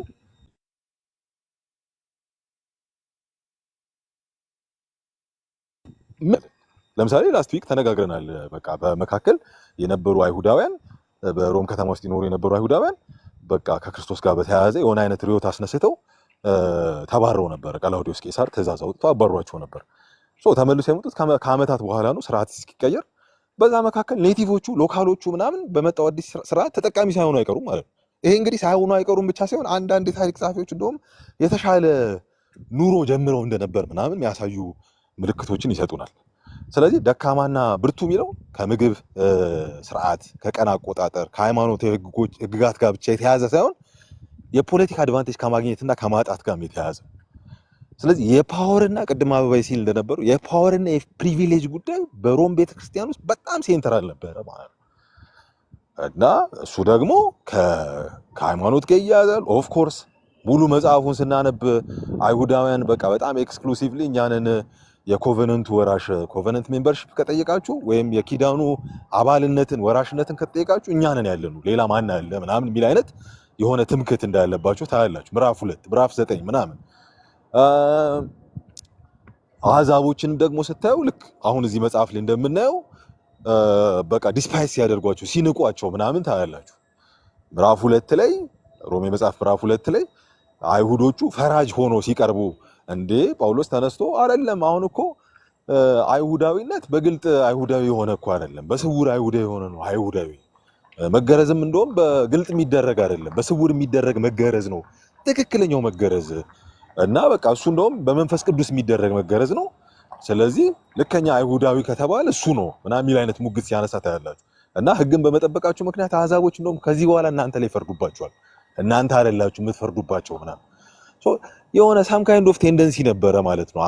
አይሁዶች የኮቨነንት ሜምበርሺፕ የእግዚአብሔር ቃላት አደራ እንደተሰጣችሁ በማሰብ መቅደሱ፣ ልጅነት፣ ክብር፣ ኪዳን ምዕራፍ 9 ላይ የሚያነሳው የአባቶች መምጣት በእነሱ በኩል መሆኑ ከዛ ደግሞ የክርስቶስም በእነሱ ሳይድ መሆን ወይም ከነሱ መምጣት እንደ ፕሪቪሌጅ የሚያነሱት ሪሊጂየስ ፕሪቪሌጅ እንዳላቸው እና በጣም በተደጋጋሚ ክሌም የሚያደርጉት ነገር እንደሆነ ማየት እንችላለን። ሶ ይሄ የልዩ ጥቅም እና የኃይል ጉዳይ በሁለቱም ቡድኖች ያለ ከዛ እንዲገፋፉ ኤክስክሉድ እንዲደራረጉ በቃ እንዲነጣጠሉ አንድ እንዳልሆኑ እንዲያስቡ የሚያደርጋቸው ችግር እንደሆነ አትሊስት ይህንን መረዳት እንችላለን። ሶ በጣም ባጭሩ ጳውሎስ ይህንን አይቷል፣ ይህንን አስተውሏል። በጣም በዚህ ልቡ ያዘነ ይመስላል። የጳውሎስ ሊቭድ ቴዎሎጂ ላይ ያለው ያው ነፍስ ያለው ስነ መለኮት ያልኳችሁ ቅድም የሚራመድ የተራመደ እየሰራ ስራ ላይ ሆኖ ነው ሪያክት ሲያደርግ ነው ጳውሎስ ቴዎሎጂ ፎርሙሌት የሚያደርገው። እንግዲህ ፎርሙሌት ማድረግ የሚለው ራሱ ፕሮፐር ቃል ከሆነ ማለት ነው። እና በዚህ መካከል ነው ጀስቲፊኬሽንን፣ በዚህ መካከል ነው ሶቴሮሎጂን፣ ይሄ ምንድን ነው የደህንነትን ነገረ መለኮት፣ በዚህ መካከል ነው ለእስራኤል የተሰጠውን ኪዳን ሲያብራራ ሲተነትን ምናምን የምታገኙት። እና ጳውሎስ በተለይ ከምዕራፍ 12 አንስቶ እስከ 16 ድረስ ምንድን ነው እያደረገ ያለው ብላችሁ የምትጠይቁ ከሆነ ይህንን ችግር አየ። በቃ ይሄ ፈጽሞ በክርስቶስ ቤተክርስቲያን ውስጥ ሊታይ የሚገባ ችግር አይደለም ማለት መታየት ያለበት ሪያሊቲ አይደለም። የክርስቶስ ቤተክርስቲያን እኮ ክርስቶስን መምሰል ያለባት ናት። በጣም የቃላት እጥረት አለው ክርስቶስን መምሰል የሚለው ቃል ክሪስቶፎርሚቲ ነው የሚለው። ቅድም አበባይ ሲጠቅስላችሁ የነበረው ጸሐፊ ስኮት ማክናይት ክሪስቶፎርሚቲ ወይም ክሪስቶፎርም እንዲሆኑ ክርስቶስን ቢንግ ኮንፎርምድ ቱ ክራይስት ማለት ነው። ከክርስቶስ ጋር አንድ መሆን ነገር በቃ የሆነ ምንድን ነው በክርስቶስ ውስጥ መሆን ዩኒየን ዊዝ ክራይስት የሚባለው ማለት ነው። ከክርስቶስ ጋር አንድ መሆን። ክርስቶስ ምን ነበረ ካላችሁ ኦፍኮርስ መጽሐፍ ቅዱስ የሚታርክልን ክርስቶስ ኤግዛክት ሪፕሬዘንቴሽን ኦፍ ጋድ የእግዚአብሔር የእስራኤል አምላክ አንዱ የእስራኤል አምላክ ልከኛ ማሳያ ነው። ኤከን ነው፣ ኢሜጅ ኦፍ ጋድ ነው ማለት በጣም ኤግዛክትሊ ማለት ነው። እና እግዚአብሔር ነው እሱ ራሱ የእስራኤል አምላክ። እሱ ሚሽናሊ ኢንካርኔት ሆኗል። በተልእኮ በሰዎች ታሪክ ውስጥ ገብቶ ሰው ሆኗል። እና ሚሽናሊ ኢንካርኔት የሆነው ደግሞ ቱ ዘ ኤክስቴንት ኦፍ ክሩሲፊክሽን ነው ወይም እስከ መስቀል ድረስ ነው። ልክ ፊልጵስዩስ ምዕራፍ 2 ላይ እንደሚናገረው ራሱን ባዶ አደረገ እስከ መስቀል ሞትም ድረስ ደግሞ ታዘዘ እንደሚለው ማለት ነው። የባሪያን መልክ ይዞ እስከ ሂሚሌሽን ድረስ ነው ሚሽኑን ኢምቦዲ ሲያደርግ ወይም ሚሽኑን ሲያከናውን ሚሽኑን ሲሆነው እስከ ሂሚሌሽን ድረስ ነው የሆነው። እና ሂሚሌትድ ሆነ፣ ከዛ ተነሳ፣ ደግሞ በሞቱ አልቀረም፣ አረገ፣ በዙፋን ተቀመጠ። አሁን ደግሞ በፍጥረት ሁሉ ላይ ገዢ ሆኖ እየሰራ ነው። አሁን በዚህኛው ስቶሪ ውስጥ ተካፋይ መሆን ማለት ነው። እና ይሄኛው ስቶሪ ነው ሪዴምፕሽን ያመጣው ለሌላ ለተፈጠረው ለክሪኤትድ ኦርደር በአጠቃላይ ለተፈጠረው ዓለም ለሰው ልጅ ለወደቀው ለተሰበረው ዓለም ሪዴምፕሽን ያመጣው የእግዚአብሔር ቢኮዝ ሂዝ ጋድ እግዚአብሔር ስለሆነ የሆነውን ሆኖ ክብሩን ማለት እግዚአብሔርን መግለጽ በጣም አስቸጋሪ ነው። በተለይ ከሆነው ነገር አንጻር ማለት የሆነውን ሆኖ ሲኖር ሳይሆን ሂሚሌትድ እስኪሆን ድረስ ወርዶ ከዛ በመስቀል ተዋርዶ ሚሽናሊ ኢንካርኔት አድርጎ ቱዛት በቃ በጣም ረጅም ኤክስቴንት ሚሽኑን ካከናወነ በኋላ ነው ሪዴምፕሽን የመጣው። ልከኛ መዋጀት ልከኛ ሪዴምፕሽን የሚመጣው በዚህ ክሪስቶፎርም በሚባል ወይም በዚህኛው በክርስቶስ ታሪክ ውስጥ ተካፋይ ተሁኖ ሲገባ ነው። እንደዚህ አይነት ጥሪ ነው ጳውሎስ የሚያደርገው። አሁን እናንተ ተከፋፍላችኋል። አሁን በመካከላችሁ ያለው ቅራኔና ጸብ፣ መለያየት በቃላት የሚገለጽ አይደለም። ይሄ ሪቨርስ ሊደረግ የሚችለው ከክርስቶስ ጋር አንድ ስትሆኑ ነው። በጣም በርካታ ቴክስቶች እዛው ምዕራፍ 14 ለምሳሌ ምዕራፍ 14 ቁጥር 9 አይ ቲንክ ይመስለኛል የኢየሱስን ሞቱን ትንሣኤውን ምናምን አንስቶ ነው አንድነታቸውን ወዲያው እያመጣ ሲተርክላቸው ምናምን ብታዩት በቃ አንድ መሆን አለባችሁ። ምክንያት ኢየሱስ ሞቶ ነበር፣ ግን ሞቶ ብቻ አልቀረም፣ ተነስቷል፣ ደግሞ ያውም ሆኖ ተገልጧል። እንዴ ታዲያ እናንተ እኮ አንድ መሆን አለባችሁ፣ በዚህ ያው በሆነ ህይወት አንድ መሆን አለባችሁ ሲላቸው ታያላችሁ። ምዕራፍ 15 እኛ ኃይለኞች ሆነ የደካሞችን ድካም እንድንሸከም ያስፈልጋል ሲል ክርስቶስን የመዝሙረ ዳዊት ምዕራፍ 69 ቁጥር 9 የሆነ ሳምሃው የመዝሙር ጸሐፊው በቃ የሆነ አይነት በቃ ሐዘን ውስጥ የሆነ አይነት መከዳት ውስጥ የሆነ አይነት ማጣት ውስጥ በቃ ዲስኢምፓወር መደረግ ውስጥ ከዛ ፕሪቪሌጅ ማጣት ውስጥ በቃ ልዩ ተጠቃሚ ከመሆን ይልቅ በቃ በልዩ ደረጃ ተጎጂ የመሆን አይነት ለቅሶና ሮሮ ውስጥ ያለ ረጅም ኤክስቴንሲቭ የሆነውን ዝማሬ ጳውሎስ ይጠቅሰውና ለኢየሱስ ይጠቀመዋል። እንደ እሱ ራሱ እኮ አንተን የሰደቡ ወይም አንተን የነቀፉ ነቀፋ እኔ ላይ ወደቀብኝ ተብሎ እንደተጻፈው እኮ የሆነበት ይላል። የኢየሱስን መስቀል ክሩሲፊክሽን ኤክስኪዩሽን ሲገልጸው ሲያብራራው። ስለዚህ በህብረት በዚህ በቤተክርስቲያኑ መካከል ያለው ሪሌሽናል ችግር በቤተክርስቲያኑ መካከል ያለው የሶሻል ፕሮብሌም የሚፈታው ክሪስቶፎርሚቲ ሲመጣ ነው። ኢየሱስን በቃ መምሰል ወይም ደግሞ በኢየሱስ ታሪክ ውስጥ ተሳታፊ በመሆን በኢየሱስ ታሪክ ውስጥ ተካፋይ በመሆን ዩኒየን ዊዝ ክራይስት አክቹአሊ የሚታይ ሪያሊቲ ሲሆን ነው ችግሩ የሚፈታው እያለ ሲያሳይ እናያለን። ለምሳሌ ምዕራፍ 12 ላይ ከእግዚአብሔር አንጻር ያነሷል። በቃ ከዚህ በኋላ እንግዲህ ሰውነታችሁ ለእግዚአብሔር ሕያውና ቅዱስ መስዋዕት አድርጋችሁ ታቀርቡ ዘንድ በእግዚአብሔር ርኅራኄ ለምናችኋለሁ ምናምን ይላል እና ወደ እግዚአብሔር ከእግዚአብሔር ጋር ራሱ ክሪስቶፎርሚቲ የሚባል እግዚአብሔር ኦሪየንቴሽን ያለው እግዚአብሔራዊ ማለት ያመነው ኮሚኒቲ ውስጥ ያለው የትኛውም ሰው ከየትኛውም ቡድን የሆነው ከእግዚአብሔር አንጻር ራሱን መስዋዕት ማድረግ ራሱን ማቅረብ ሆሊ መሆን መቀደስ አንዱ ኦሪየንቴሽን እንደሆነ ያነሳል። ለምሳሌ ሁለተኛው ኦሪየንቴሽን ቦዲ ኦፍ ክራይስት ኦሪየንቴሽን ያነሳል። ቅድም ያነሳሁላችሁን ቴክስቶች አንድ እንዲሆኑ አበክሮ የሚናገርባችሁን ቴክስቶች ቦዲ ኦፍ ክራይስት ውስጥ እኮ በቃ እውነተኛው መያያዝ የሚመጣው እውነተኛው ሪሌሽናል ቦንድ የሚፈጠረው ከክርስቶስ ጋር የክርስቶስ ታሪክ ውስጥ ተሳታፊ ስንሆን እኛ አሁን እርስ በርስ እየተገፋፋን ነው አይደል? አይ ዌልካም የምንባባል ስንሆን የራሳችንን ፕሪቪሌጅ ለማጣት በቃ ልክ ክርስቶስ እንደሆኑ አንተን የነቀፉት ነቀፋ እኔ ላይ ወደቀብኝ እንዳሉ በቃ ለመነቀፍ ለመሰደብ መብት ለማጣት ኃይል ለማጣት ራሳችንን ስናዘጋጅ ዝቅ ስንል በዛ ውስጥ ነው ክሪስቶፎርሚቲ ይመጣው። የቤተ ክርስቲያኒቱ ችግር በዛ ውስጥ ነው የሚፈታው የሚል አይነት ፕሮፖዛል ሲያቀርብ ታያላችሁ።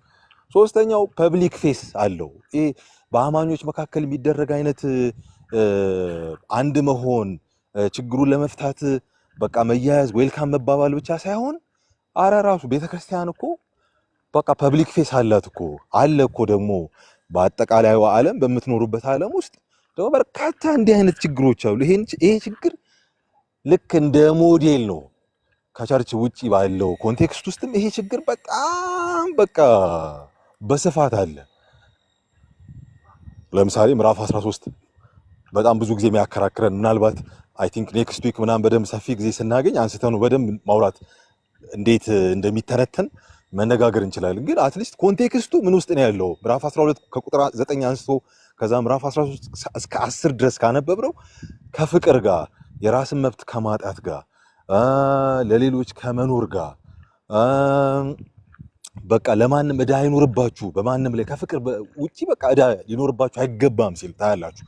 በቃ ለፍቅር ሲል የሚኖር ራሱን መስዋዕት ለማድረግ በፐብሊክ ፌስ ውስጥም ያለው ወይም በፐብሊክ በአጠቃላይ ፐብሊክ ስኩዌር ውስጥ ያለውም ሮል በዚህ አንጻር ብቻ የሚታይለት ሰው እንድትሆኑ እፈልጋለሁ የሚል አይነት ትእዛዝ ሲሰጣቸው ነው የምታዩት።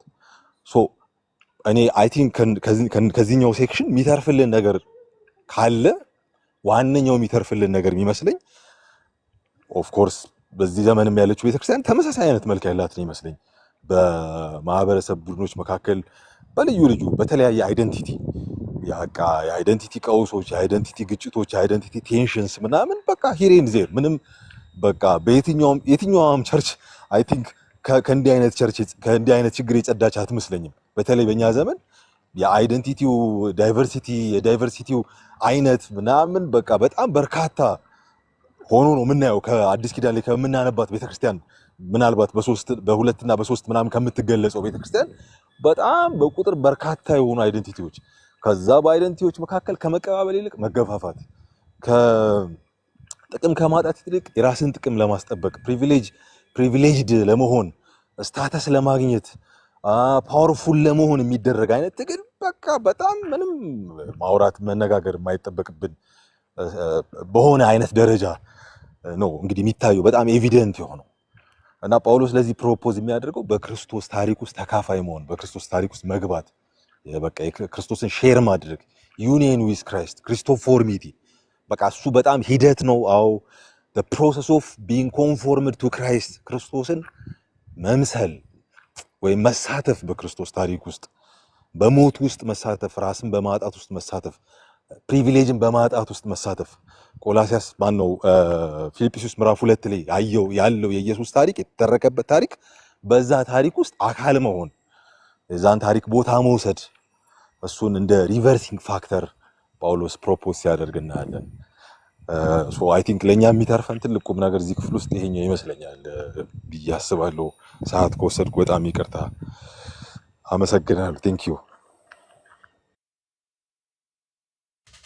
ዋው ቴንክ ዩ ኤሚ፣ በጣም እናመሰግናለን። በጥሩ ሁኔታ ላይ እንዳሉን ካውቃለሁ። ማለት የሚመች ሁኔታ ላይ ሆነ አይደለም፣ ግን በጣም በቂ እና የአራቱን ምዕራፎች ጁስ እንዳጠጣህን ነው ማስበው። ጭማቂውን አግኝተነዋል። የምርም ከኋላ መጀመራችን እኔ ኢምፖርታንት ሆኖ ዛሬ ይበልጥ ታይቶኛል። ምክንያቱም አሁን ያችን ቤተክርስቲያን በደንብ የምናይበትን መነጽር አግኝተናል። ከዚህ በኋላ መልእክቱን በምናነብበት ጊዜ ከምዕራፍ 1 ጀምሮ ምንም የምንወዘጋገብበት ምክንያት አይኖርም። በእርግጠኝነት ነው የምነግራችሁ። እነዚህን የባለፈውን ሳምንትና የዛሬውን ፓርት በጣም ልብ ማለት ያለብን ይመስለኛል፣ ከዚህ በኋላ ያሉ ጥናቶችን በደንብ ለመረዳት። ስለዚህ በተወሰነ ደረጃ ኤሚ እያነሳ ያለውን ነገር እንደው ልብ ለማለት በተወሰነ ደረጃ እንዲረዳ አትሊስት ደካማና ብርቱ፣ ፓወርፉል እና ፓወርለስ የሚለውን ሀሳብ በደንብ ነው መያዝ ያለብን።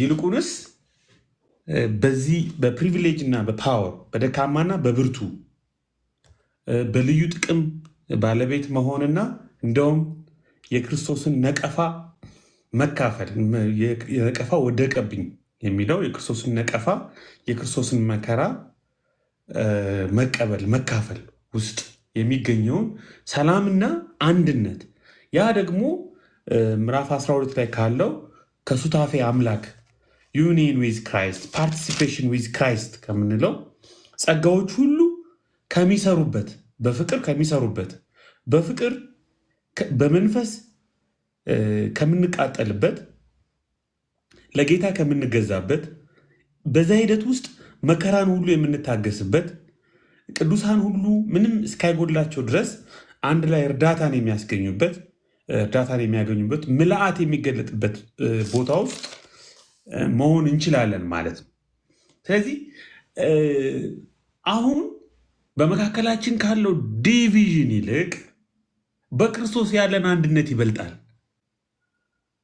ነው። በቃ አሁን በእነዚህ 4 ምዕራፎች ላይ የምናገኘው በመካከላችን የፓወርና የፕሪቪሌጅ ልዩነት አለ፣ ጭቅጭቅ አለ፣ ቴንሽን አለ፣ ፓወር ስትራግል አለ፣ የጥቅም ስትራግል አለ። ግን ይህንን የሚያረግበው ይህንን መልስ የሚሰጠው በክርስቶስ ያለን አንድነት ነው። አይ ቲንክ እኔ አሁን ቀድሞ እንትን አለ ማለት አይሆን እንጂ ዚስ ኢዝ ኮልድ ጀስቲፊኬሽን የሚል ይመስለኛል። ጀስቲፊኬሽን ባይ ፌዝ ምንድን ነው ከተባለ ገላትያ ምዕራፍ 2 ላይ እንደምናገኝ አብሮ መብላት ነው ልንል እንችላለን። አሕዛብም አይሁድም ደካማውም ብርቱም አንዱ በፍቅር ለሌላው በመጠንቀቅ አብሮ መሆን፣ አንድ መሆን፣ ዩኒየን ዊዝ ክራይስት፣ ፓርቲሲፔሽን ኢን ክራይስት፣ ሱታፌ አምላክ ነው ማለት ነው። ከክርስቶስ ሕይወት ጋር ከክርስቶስ መከራ ጋር መካፈል ነው። ፊሎሶፋይዝ ስናደርገው የሆነ በጣም ፕሮፖዚሽን ባለፈው ኤሚስ ነግረን ነበር። እንደ ሪሊጂየስ ኮምፓንዲየም አድርገን የሆነ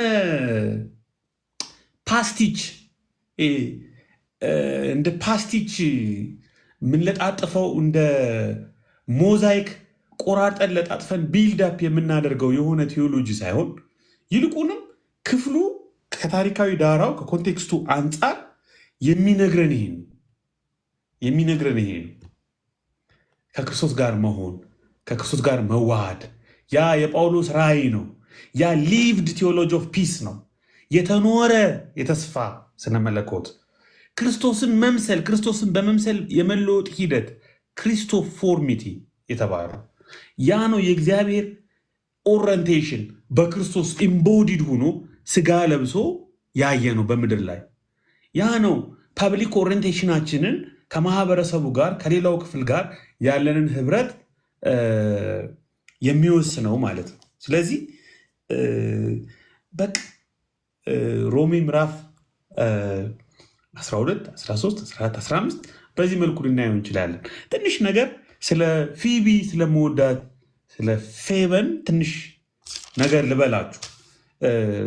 ፌበን ምዕራፍ 16 ከቁጥር 1 እስከ 2 የምናገኛት በጣም የተወደደች የእግዚአብሔር ሰው ናት እና እኔ እንደውም ሌላ ጊዜ በእሷ ጉዳይ ቤት ከፍቼ በደንብ እንማራለን ብዬ አስባለሁ። ፌበን በጣም የምትገርም ሴት ናት። ጳውሎስ በሮሜ ምዕራፍ 16 ከቁጥር 1 እስከ 2 ቃላትን ተጠቅሟል ስለሷ። አንደኛው ዲያቆን ብሏል። ሁለተኛው በግሪክ ፕሮስታቲስ ይላል። እዚህ ጋር ረዳት ለእኔም ለራሴም ደጋፊ ነበረች ይላል። ደጋፊ ነበረች ይላል። ግን ፕሮስታቲስ የሚለው የግሪክ ቃል ኒው ቴስታመንት ላይ እዚህ ቦታ ላይ ብቻ ነው ያለው እና ከዚህ ወጠን እነ ዲዮካሴስን የፍርድ ቤት ሰነዶችን ስናፈላልግ አንዳንድ ጠንከር ያሉ ቃላቶች ትርጉሞችን እናገኛለን። እንደ ጋርዲያን አድርገው የጥንት ቅጂዎች ሄልፐር ናምን ይሏታል። አብዛኞቹ ግን ቤኔፋክተር ይሏታል። እንደ ደጋፊ፣ እንደ አጋዥ፣ እንደ ጠቃሚ። እንደውም አንድ የፍርድ ቤት መዝገብ ዲዮካሴስ ላይ ስናነብ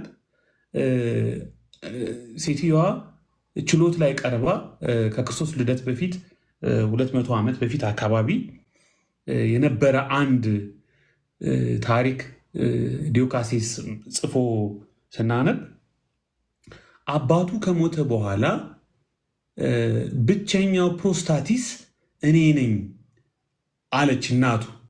ያንን ፕሮስታቲስ የሚለውን አባቱ ከሞተ በኋላ ብቸኛው ፕሮስታቲሱ እኔ ነኝ። ስለዚህ ፌበን የነ ጳውሎስ የብዙዎች ፕሮስታቲስ ነበረች፣ ጋርዲያን ነበረች፣ አሳዳሪ ነበረች፣ ጥላ ከለላ ነበረች። በክንክራውስ ቤተክርስቲያን ደግሞ ዲያቆን ነበረች። ዲያቆን ጳውሎስ ዲያቆን ተብሏል፣ ኢየሱስ ዲያቆን ተብሏል። አገልጋይ ነበረች እና ለብዙ ቅዱሳን ዕረፍት የሆነች በሚገርም ሁኔታ ይሄንን ታላቅ መልእክት አምኖ ለሮም ቤተክርስቲያን የላከው ለፌበን መሆኑን ፌበን በዛ በጋይዩስ ቤት በቆሮንቶስ ከተማ ውስጥ በክንክራውስ ውስጥ ባለች ቤተክርስቲያን ውስጥ በጋይዩስ ቤት ውስጥ ነው ተሰብስበው ከጳውሎስ ጋር ሲያወሩ የነበሩ በጣም ብዙ ሰዎች ነበሩ። ስለ ሮም ቤተክርስቲያን ያወራሉ። ደብዳቤ መጽሐፍ እንዳለበት የጎተጎቱት ሁሉ ይመስላል እና አንድ ክላውክ የሚባል በጣም የምንወደው የኒው ቴስታመንት አስተማሪ በጥንት ጊዜ ሌተር በግል ላይ ይጻፍም ይላል።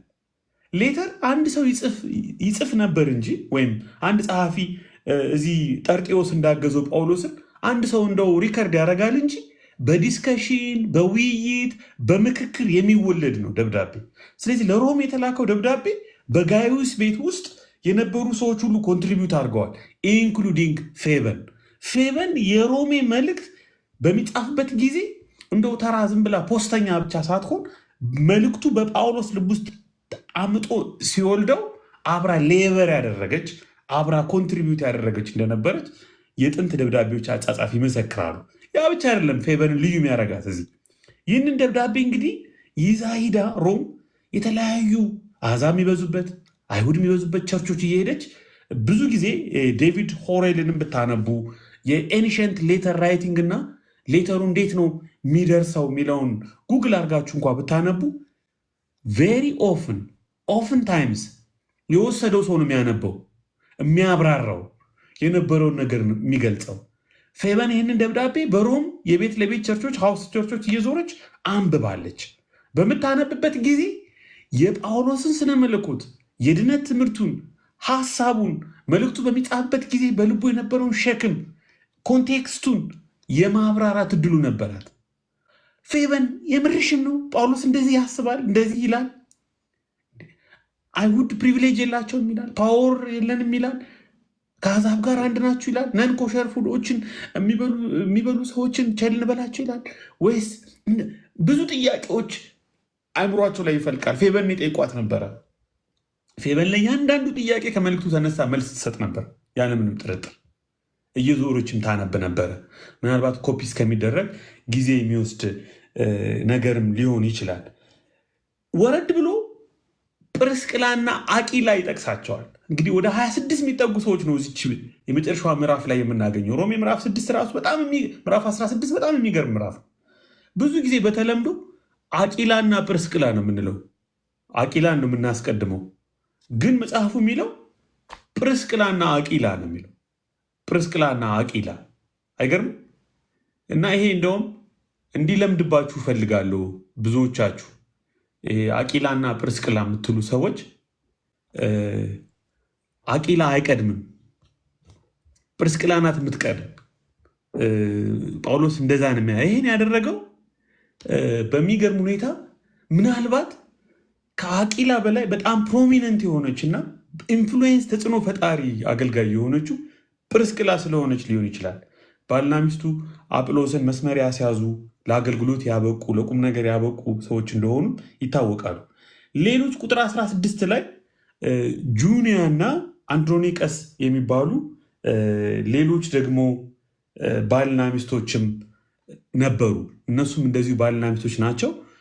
ምናልባት ሐዋርያት እንደነበሩ ይታሰባል። ዳኒ በመካከላችን ካለ እሱ ላይ ያነበበውን የአንድሮኒቀስን ቁጥር 6 ላንብብላችሁ። በሐዋርያት መካከል ስመጥሮች ለሆኑ ምዕራፍ 16 ቁጥር 6 ላይ ነው ያለሁት። በሐዋርያት መካከል ስመጥሮች ለሆኑ ደግሞ ክርስቶስን በማመን ለቀደሙኝ አብረውኝም ለታሰሩ ለዘመዶቼ ለአንድራኒቆንና ለዩሊያን ሰላምታ አቅርቡልኝ ይላል።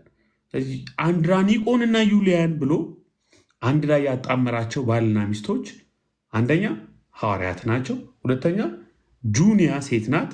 ስለዚህ ምናልባት ይሄ በዛን ጊዜ የነበረውን የነ ጁኒያን ተጽዕኖ አገልግሎት ሁሉ የሚያሳይ ነገር ሊሆን ይችላል ብለን እናስብ። በዚህ ጉዳይ ግን ዳኒ የተወሰነ ነገር አንብቦ ሪፍሌክት እንዲያደርግልን እድል ሰጥተነው ስለነበረ አንድ 5 ደቂቃ ለዳኒ ብንነግረው፣ ዳኒ የሚመች ቦታ ላይ ካለ ግባና ትንሽ ነገር ሪፍሌክት ብታደርግ ገባ እንዴ? እሺ ይኸው ስቤ ያለሁ።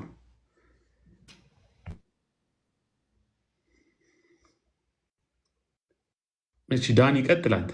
ይሰማለሁ ብዬ አሁን ትሰማለህ? ኦኬ።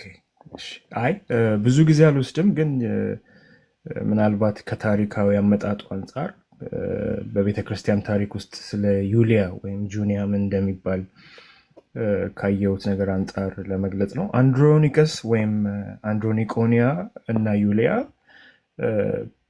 ቁጥር 7 ላይ ጳውሎስ ዘርዘር አድርጎ ስለማንነታቸው ከተናገረው ሀሳብ ውስጥ ዘመዶቼ የሚል ቃል አለ። በእርግጥ የስጋ ዘመዶቹ እንዳልሆኑ ነገር ግን አይሁዶች መሆናቸውን የሚገልጥ ሀሳብ እዛ ላይ ይናገራል። ከዛ በመቀጠል በሐዋርያት መካከል ስመጥሮቹ ይለዋል፣ በተለይ በአዲሱ መደበኛ ትርጉም። ከዛ ባለፈ ደግሞ በክርስቶስ በማመን እኔን የሚቀድሙ ይላቸዋል። ስለዚህ ከሱ በፊት በጌታ እንደነበሩ የሚናገር ሀሳብ አለ። ኢን ጀነራል እስከ 13ኛው ክፍለ ዘመን ድረስ ይታሰብ የነበረው በተለይ የዩሊያ ጾታ ወይም ጁኒያ የምትባለው በእንግሊዝኛው ጾታዋ ሴት እንደሆነ ተደርጎ ይታሰብ ነበር። ነገር ግን ይህ ሀሳብ ከ13ኛው ክፍለ ዘመን በኋላ እንደተቀየረ ማስረጃዎች ያሳያሉ። የቤተ ክርስቲያን አባቶች ወይም በቀድሞ ጊዜ ጽሁፍን የጻፉ በአንደኛ በሁለተኛ ክፍለ ዘመን የነበሩ ሰዎች በጽሁፎቻቸው የሴት ጾታን ነው የሚሰጧት ለዚህ ሴት። በተለይ እነ ዮሐንስ አፈወርቅ ኢንፋክት ፕሬዝ እያደረጓቱ ላይ የጻፉበት አስተምሮዎች ወይም ሆሚሊዎች አሉ።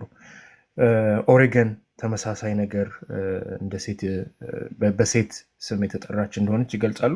ነገር ግን ከ13ኛው ክፍለ ዘመን ጀምሮ በተለይ ደግሞ ጋይልስ የተባለ የኮመንተሪ ጸሐፊ ጋይልስ ኦፍ ሮም የተባለው ጾታውን ወደ ወንድ ቀየረው። በተለይ ደግሞ ከነበረው ኤርሊ ማኑስክሪፕቶች አንጻር ግሪክ በካፒታል ሌተር ከተጻፈ ጾታን የሚገልጽ ወይም አክሰንትን የሚገልጽ ነገር ስለማይኖረው አጠራጣሪ ይሆናል ስሟ በሚል ከነበረው ደግሞ ፓትሪያርካል ከሆነው ካልቸራል ኮንቴክስት አንጻር የሴት ሐዋርያ የሚባለውን ሀሳብ ላለመቀበል ሲሉ ኢቨን እነ ማርቲን ሉተር በ1522 የጀርመን አዲስ ኪዳን ትርጉሙን በሚጽፍበት ጊዜ እነ ዝዊንግሊም በተመሳሳይ ሀሳብ ጾታውን ወደ ወንድ አድርገውት ይነበብ ነበር፣ ይጠና ነበር። ያም ለምንድን ነው እንዳልኩት ካልቸራል ኮንቴክስት አለው፣ እንደገና ደግሞ የቋንቋን ቫሪያንስ ስላለ ማለት ነው። ነገር ግን ስቲል ከሪፎርመሮች ውስጥ እንደነ ካልቪን ያሉት ስቲል ፌሚኒን የሆነ ስም ሰጥተውት ወይም ጾታ አድሬስ ያደረጉት እናያለን። እና ካልቸራል ኮንቴክስት እና ቴክስቹዋል ቫሪያንሱ ማተር ያደርጋል።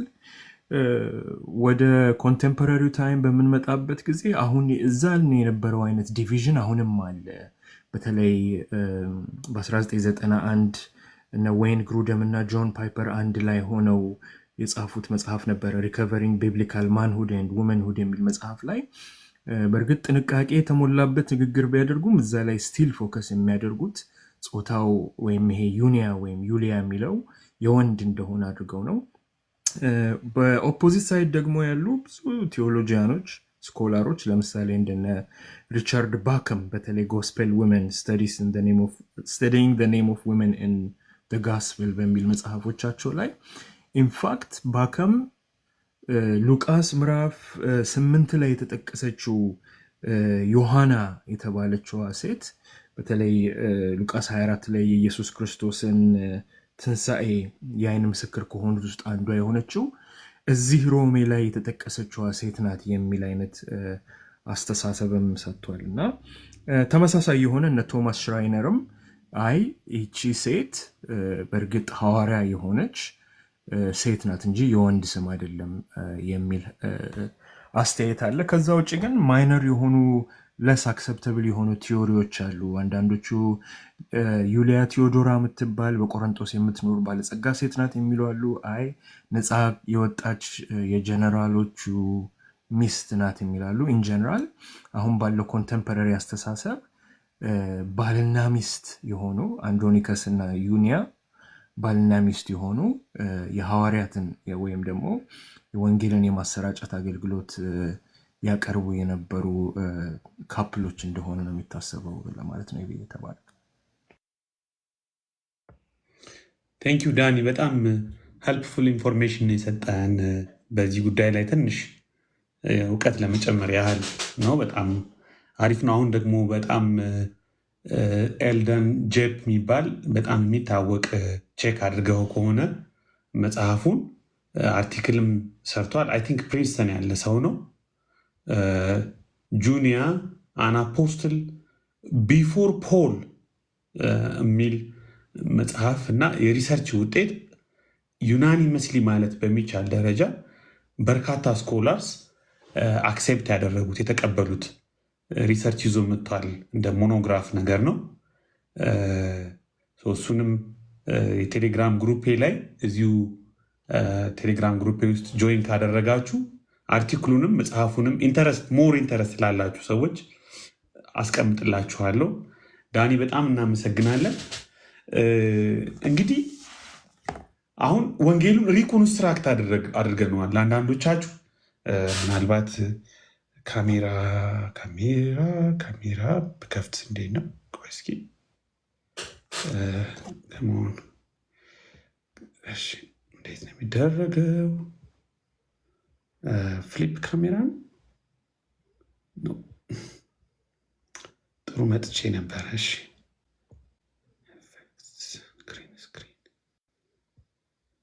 እሺ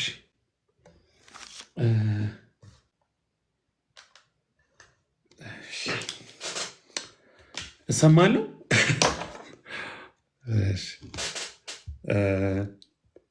ኦኬ። ስለዚህ ወንጌሉን ሪኮንስትራክት አድርገነዋል እና አንዳንዶቻችን ምናልባት ከምንጠብቀው የለበስኩት ልብስ ቴክስት ምናምን ለማየት ስለማይመች ቲሸርት ልቀይር። 1 ደቂቃ ስጡ።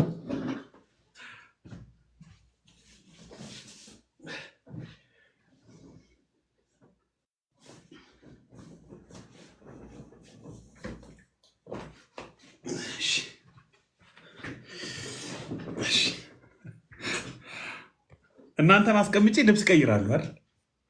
ይሄ በጣም ከባድ ነገር ነው።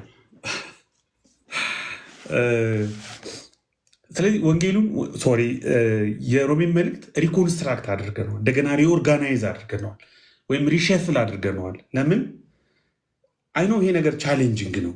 አሁንም ቢሆን አይምሯችን በተለመደው በቀድሞ መንገድ ነው የማሰብ ጫና ውስጥ የሚሆነው። ምክንያቱም የለመድነው ነገር አለ። ሮሜ ሲባል የምናስበው ነገር አለ። አሁን በፍጹም እኔ ባለፈውም እንደነገርኳችሁ በፍጹም እነዚህን ሀሳቦች መርሳት የለብንም። የሮም ቤተክርስቲያን መርሳት የለብንም። የነበሩበትን ሁኔታ መዘንጋት የለብንም። በመካከላቸው ያለውን የፓወር የፕሪቪሌጅ ስትራግል ቴንሽን መርሳት የለብንም። ወንጌሉ ለእነሱ ስሜት በሚሰጥ መልኩ የክርስቶስ ሕይወት አገልግሎት ሞቱ ጳውሎስ እንደገና ያቀረበበት ለነሱ መንገድ ለእኛ ትርጉም በሚሰጥ መልኩ የተቀመጠው በእነሱ ታሪካዊ ዳራ ነው። ስለዚህ እግዚአብሔር በክርስቶስ ኢየሱስ ሁሉን አንድ ያደረገበት ፍቅሩን የገለጸበት ነቀፋን ኢየሱስ የተቀበለበት መከራን የተቀበለበት ወንጌል እነሱ ጥቅማቸውን ልዩ ጥቅማቸውን ያላቸውን ኃይል ፓወር እንዲያበዙ እንዲያጠናክሩ ኢምፓየር እንዲሆኑ አሕዛብን ደግሞ እነዛ እንዲንቋቸው ዝቅተኛ ቦታ እንዲሰጧቸው በቃ አሁን ሁላችንም በክርስቶስ አንድ ሆነናል እንደ ድሮ በእናንተና በእኛ ምንም ልዩነት የለም ብለው እንዲደብራቸው ወይም ዝቅተኛ ስሜት እንዲሰማቸው ማድረግ አይደለም። ደካማው ላይ አሁን እንግዲህ ወደ ሮም ተመልሰዋል እነዚህ አይሁድ ክርስቲያኖች የቀላውዲዮስ ወይም ክላውዲዮስ አዋጅ ስለተነሳላቸው ወደ ሮም ሲመጡ ከ5 ከ6 ዓመት በኋላ ሲመለሱ ቸርቹን ብቻ አይደለም ያጡት፣ ቸርች ውስጥ ያለውን ፓወር ብቻ አይደለም ያጡት፣ ከተማ ውስጥ ያለውን የኢኮኖሚ በላይነት ራሱ አጥተዋል። በአሕዛብ ተሞልቷል። ሱቁ ብትሉ፣ ሞሉ ብትሉ፣ ሶሻል ኦፊሶቹ ብትሉ አብዛኛውን ነገር ጀንታይልስ ተቆጣጥረውት ነበር እና ስትሮንግ ሆኖባቸው ነበር። እነዚህ ደግሞ ናሽናል ሄሪቴጅ አላቸው። አይሁዳውያንን ይላሉ። ያ በየትኛውም ሀገር በየትኛውም ዓለም ያለ ችግር ነው። እኛም ሀገር ያለ ነገር ነው። እኛም አለን የምንለውን ፕሪቪሌጅ አለን የምንለውን ፓወር መግለጥ እንወዳለን። በዛ ሰዎችን መብለጥ፣ ሰዎችን ዝቅ ማድረግ እንፈልጋለን። ሰዎችን መጉዳት እንፈልጋለን። በሰዎች ላይ መሳለቅ እንፈልጋለን። ወንጌል ግን ምን ይላል? ጀስቲፊኬሽን ማለት የእግዚአብሔር ፍቅር ዴክላሬሽን ማለት ዩኒየን ዊዝ ክራይስት ማለት ክሪስቶፎርሚቲ ማለት አይካኒዮስ አይከን የክርስቶስን መምሰል ማለት አብሮ መሆን ነው። አብሮ መብላት ነው። አብሮ መካፈል ነው። አብሮ መረዳዳት ነው። ቁጥር ምን ይላል? ምዕራፍ 12 የሚያሳድዷችሁ መርቁ እንጂ አትርገሙ። ደስ ከሚላቸው ጋር ደስ ይበላችሁ፣ ከሚያለቅሱ ጋር አልቅሱ። አይደንቲፊኬሽን ዊዝ አዘርስ፣ እርስ በርሳችሁ በአንድ ሀሳብ ተስማሙ። የትዕቢትን ነገር አታስቡ፣ ነገር ግን የትሕትናን ነገር ለመስራት ትጉ።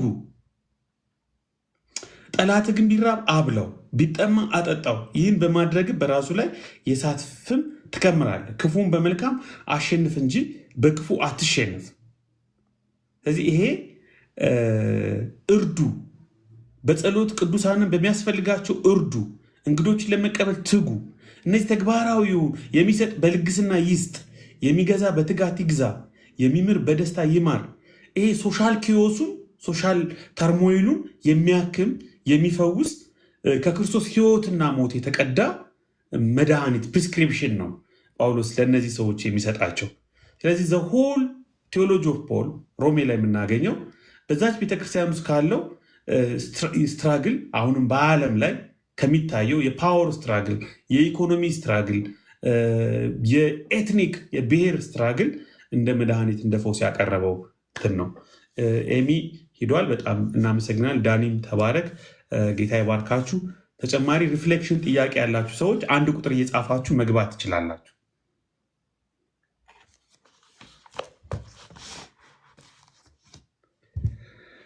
ተጨማሪ ሪፍሌክሽን ለመስጠት ጥያቄ ካላችሁ ጥያቄ ሪፍሌክት ለማድረግ መመለስ የምንችለውን ነገር እንመልሳለን። ለቀጣይ ተዘጋጅተን የምንመጣበት አንብበ የምንመጣበት ጉዳይም ከሆነ ካላችሁ እድሉ ልስጣችሁ። ዳኒ፣ ቤኪ ሪፍሌክት ማድረግ ትችላላችሁ።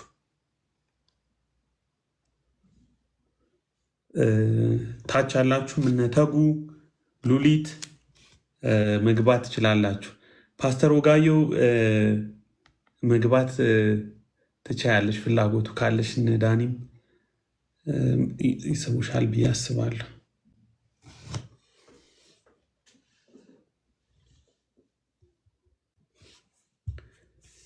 ቤኪ የምትናገረው ነገር አለ?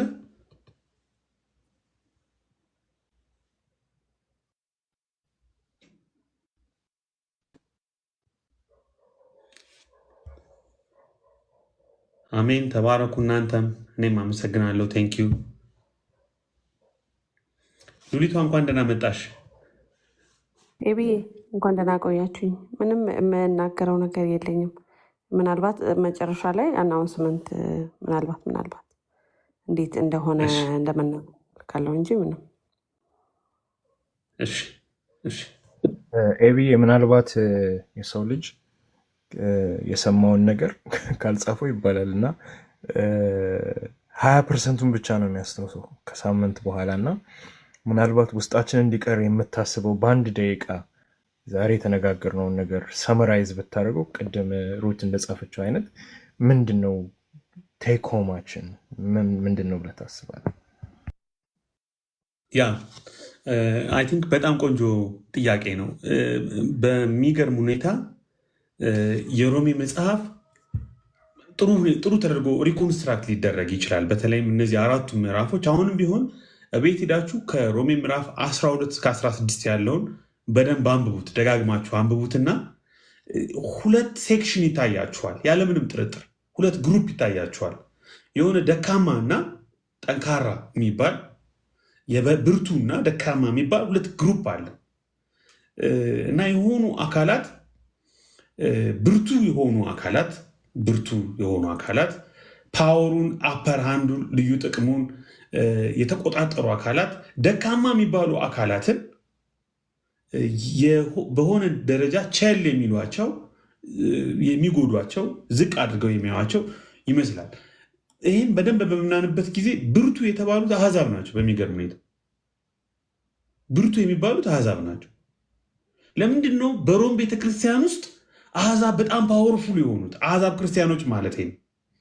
አይሁድ ክርስቲያኖች ሳይሆኑ ራሳቸው አይሁድ ክርስቲያን ያልሆኑ አይሁድም ሳይሆኑ አሕዛብ ክርስቲያኖች ናቸው። ለምን ከተባለ በክላውዲዮስ አዋጅ ምክንያት ለ5 ዓመት ለ6 ዓመት ያህል ሮም ከተማን ለቀው ስለሄዱ አይሁድ በሙሉ ለቀው ስለሄዱ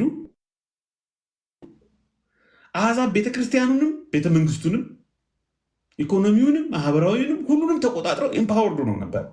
እነዚህ በሚወጡበት ጊዜ መጀመሪያውንም የከፋቸው ሰዎች ናቸው። አንዲት አሕዛብ ነን ኮሸር የሆኑ በአይሁድ ሃይማኖት በጥንቃቄ የሚመገቡ በህጉ መሰረት የሚወጡ የሚገቡ በመገረዝ ስርዓት ውስጥ ያሉ፣ በአይሁድ ሕግ ስርዓት ውስጥ ያሉ፣ መቅደሱ የነሱ የነበረ፣ አባቶች የነሱ የነበሩ፣ መጽሐፍት የነሱ የነበሩ ሰዎች ከአሕዛብ ጋር እንዴት ይቀላቀላሉ? ጳውሎስ ደግሞ ዲስ ኢዝ ጀስቲፊኬሽን ይላል። ጀስቲፊኬሽን ባይ ፌዝ ማለት ድነት በእምነት ማለት ጽድቅ በእምነት ማለት አንድ ባደረገው በክርስቶስ ሕይወት መሳተፍና በክርስቶስ ሕይወትና ማንነት ቦዲ ኦፍ ክራይስት ውስጥ እኛ በመካከላችን ያለውን ቴንሽንና ዲቪዥን ትተን አንድ በሚያደርገው ወንጌል ሰላም በሚያደርገው ወንጌል ውስጥ በክርስቶስ ውስጥ አንድ መሆን ነው ማለት ነው። አንድ መሆን ነው ማለት ነው። አንድ በመሆን በፍቅር ደካማውንም ቁጥር 15 ቅድም ያነበበው ይሄ እኛ ኃይለኞች የሆንን የደካሞችን ድካም እንድንሸከም ሌላውን እንዲሸከም በፍቅር እንዲገዛ በልግስና እንዲሰጥ እንዲያገለግል ቁጥር 9 ላይ ያነበበው ምዕራፍ 14 ቁጥር 9 ላይ ስለዚህ ነገር ሙታን ብንኖር ወይም ብንሞት የጌታ ነን። ስለዚህ ነገር ሙታንንም ሕያዋንንም ይገዛ ዘንድ ክርስቶስ ሞቷልና ሕያውም ሆኗልና ከክርስቶስ ሞትና ትንሣኤ ጋር በመተባበር ያንን የእግዚአብሔርን አይዲያል የሆነ አንድነት መኖርና መለማመድ ነው። ስለዚህ ሰመራይዝ ስናደርገው ይህንን አራቱን 12 13 14 15 16 አምስቱን ምዕራፍና በአጠቃላይ የሮም ቤተክርስቲያን ከነዚህ 5 ምዕራፎች አንጻር የነበረችበት ሁኔታ አሕዛብ በመሲሁ ካገኙት የእግዚአብሔር ስጦታ የሆነ ሕይወት የተነሳ ከአይሁድ ጋር አንድ ቢሆኑ እኩል ቢሆኑ አይሁድም ደግሞ የአብርሃም ዘር በመሆን የእስራኤል ዘሮች በመሆን ኪዳኑ የነሱ ታቦቱ የነሱ አባቶች የነሱ ክርስቶስ ራሱ ከነሱ የመጣ በመሆን ያገኙትን ፕሪቪሌጅ ሳይሆን እነዚህም አሁን ጊዜ የሰጣቸውን ባለ ጊዜ ልትሏቸው ይችላላችሁ። አሕዛብን ጊዜ የሰጣቸውን እድል ፓወር ቸርቹን ኢኮኖሚው የተቆጣጠሩበትን ሳይሆን እነዛም ደግሞ በታሪክ የሰጣቸውን እንግዲህ ሀያላን የነበሩበትን እግዚአብሔርም ታሪክም ከነሱ ጋር የነበረ መስለውን ያንን ፕሪቪሌጅ በማሰብ የፓወር ስትራግል፣ የመብለጥ ስትራግል፣ የልዩ ተጠቃሚነት ስትራግል፣ የገዥነት ስትራግል ላይ ሳይሆን መታገል ያለባቸው መሯሯጥ ያለባቸው ከክርስቶስ ጋር አንድ በመሆን በእምነት ከክርስቶስ ጋር አንድ በመሆን this is called justification በእምነት ከክርስቶስ ጋር አንድ በመሆን እንዲያውም ሞቱን በመምሰል ነቀፋውን በመምሰል ውርደቱን በመምሰል የትንሣኤውን አዲስ ሕይወት የሰላምን ወንጌል የሰላምን ሕይወት የትንሣኤውን ተስፋ የክብርን ሕይወት ጸጥና ርግ ብለው በበረከት የሚኖሩበትን ተስፋ እንዲፈልጉ ነው የሚጠራቸው። ወደ ክርስቶስ ሕይወት ኑ፣ ወደ ክርስቶስ ሕይወት ተሳተፉ። ወንጌል ይሄ ነው። ጀስቲፊኬሽን ይሄ ነው። የጳውሎስ መልእክት ይሄ ነው። ስትራግሉን አቁሙ፣ ቴንሽኑን አቁሙ፣ ጣት መቀሳሰሩን አቁሙ። ምን አመጣው ጣት መቀሳሰሩን? ይሄኛውም ኃይለኛ ነኝ ብሏል፣ ጊዜ ሰጥቶታል። ያኛውም ባለ ታሪክ ነኝ ብሏል፣ ታሪክ አለኝ ይላል። አብርሃምን ይጠራል። በኋላ እንግዲህ ከምዕራፍ 4 ላይ አብርሃምን ምዕራፍ 4 ከቁጥር 1 እስከ 25 የአብርሃምን ታሪክ እንደማስረጃ ጳውሎስ የሚያመጣው ለዚህ ሁሉ መልስ ለመስጠት ነው። ሪትሮስፔክቲቭሊ ነው አሁን እየሄድን ያለ ነው። ወደኋላ ነው የምንሄደው። አሁን ይሄንን ፍሬምወርክ መያዝ አለብን።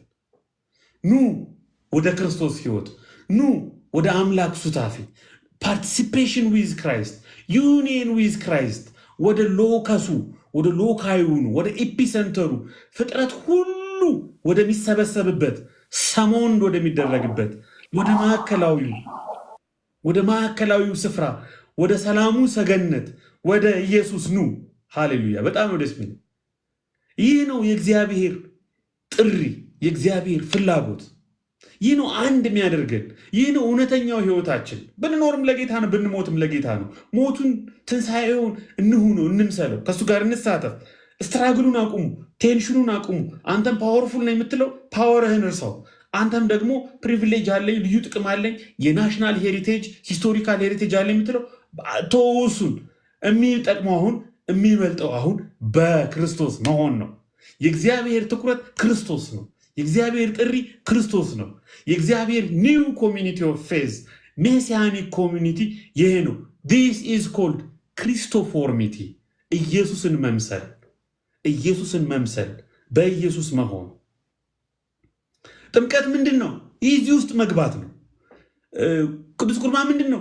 እዚህ ውስጥ መግባት ነው፣ መሳተፍ ነው፣ እዚህ ውስጥ መሆን ነው። ይህ ነው በቃ ይሄ ፓርቲሲፔሽን ዊዝ ክራይስት ማለት። ለአንብብላችሁ በጣም የምወደው ጥቅስ ነው። በልባችሁ መታደስ ተለወጡ እንጂ ይህን ዓለም አትምሰሉ ይላል 12 ቁጥር 2 ሮሜ ምዕራፍ 12 ቁጥር 2። አሁን ይህን ድሮ ነጥለን ነው የምናወጣው። በልባችሁ መታደስ ተለወጡ እንጂ ይህን አትምሰሉ። ለምን? ዓለም በፓወር ይታገላል። ዓለም ለጥቅም ይፋጫል። ዓለም ገመድ ይጓተታል።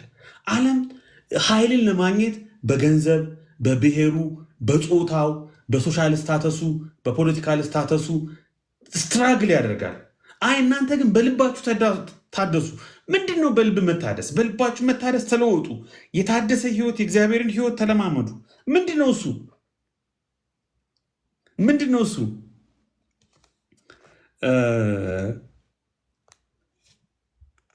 ቁጥር 5 ላይ መልሱን ይናገራል።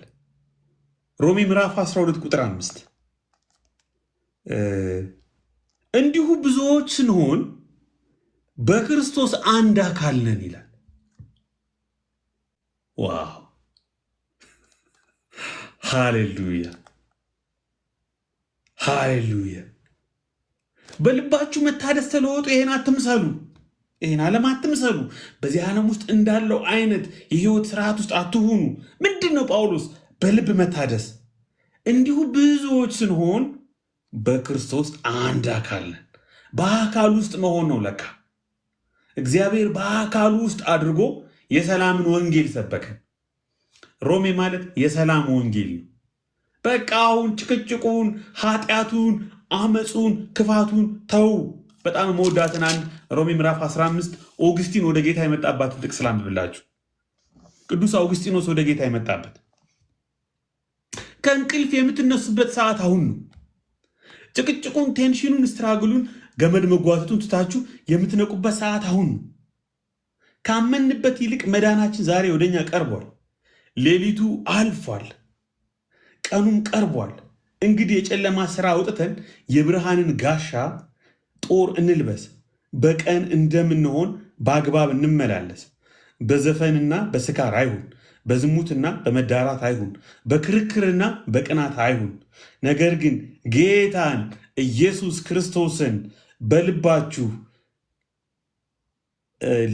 ክርስቶስን ልበሱት። ጌታን ኢየሱስ ክርስቶስን ልበሱት። ምኞቱን እንዲፈጽም ለስጋ አትስጡ ይላል። ጌታን ልበሱት። በቃ ይህን ሁሉ አውግስጢኖስ ይህን ክፍል ሲያነብ ተንበረከከ። ወደ ክርስትና ወደ ጌታ ተመለሰ። ጌታን ኢየሱስ ክርስቶስን ልበሱት። ይሄ ነው። ስለዚህ አንተ ደካማው ታሪካዊ ተጠቃሚነት አለኝ፣ ናሽናል ሄሪቴጅ አይሁድ ነኝ፣ የኔ ነው፣ እንደተፈጠርኩ የነበርኩት የወይኑ ዛፍ ላይ የነበርኩት እኔ ነኝ ብለህ ይሄ አሕዛብን እነዚህ ለጣዖት የሚሰግዱ እነዚህ ደም የሚበሉ የታነቀ የሚለብሱ ምናምን እያልክ እየናቅ ያንን ናሽናል ሄሪቴጅ ኖስታልጂክ ሆነ እየጠበቅ እየጓጓ ቴንሽን ውስጥ አትግባ። ቴንሽን ውስጥ አትግባ። አንተ ደግሞ ኃይለኛው ባለጊዜው አሕዛቡ ለ5-6 ዓመት አይሁድ በሌሉበት ቸርቹንም ፖለቲካውንም ኢኮኖሚውንም ሰማዩንም ምድሩንም ህንፃውንም ምኑንም የተቆጣጠርከው ደግሞ በቃ እግዚአብሔር ከአይሁድ ጋር ያለውን ግንኙነት አቁሟል። ህዝቡን ጥሏቸዋል። ከእነሱ ጋር ያለውን ቃል ኪዳን አፍርሷል። ከእነሱ ጋር ምንም ግንኙነት የለውም፣ ፍላጎትም የለውም ብለህ የምትዝናናውና በእነሱን ደግሞ እንደ ደካማ የምትቆጥራቸው በእነሱ ላይ የምትሰለጥነው እሱን ተወው። ፓወርም ፕሪቪሌጅም አይደለም። ምንድነው ጀስቲፊኬሽን ታዲያ? ምንድነው የእግዚአብሔር ፍላጎት? ምንድነው ጽድቅ? ምንድነው ድነት? ምንድነው የክርስቶስ ህይወት? በአካሉ ውስጥ መሆን ነው። አንድ መሆን ነው። አብሮ መሆን ነው። አብሮ መካፈል ነው። አብሮ መጋጠም ነው። ይሄ ነው የሰላም ወንጌል። ይሄ ነው የሰላም መልእክት። this is Paul's theology of peace። የጳውሎስ የሰላም ወንጌል ይሄ ነው። this is called participation with Christ። this is called Christoformity። ኢየሱስን እየመሰሉ የመለወጥ ሂደት ጉዞ ይሄን ይመስላል። ፌበን ለሮም ቸርቾች አብራራችላቸው ይሄንን ነው ያለምንም ጥርጥር። እግዚአብሔር ይመስገን። ጥያቄ ያላችሁ፣ ተጨማሪ ሪፍሌክሽን ሀሳብ ያላችሁ ለእናንተ እድል እሰጣለሁ።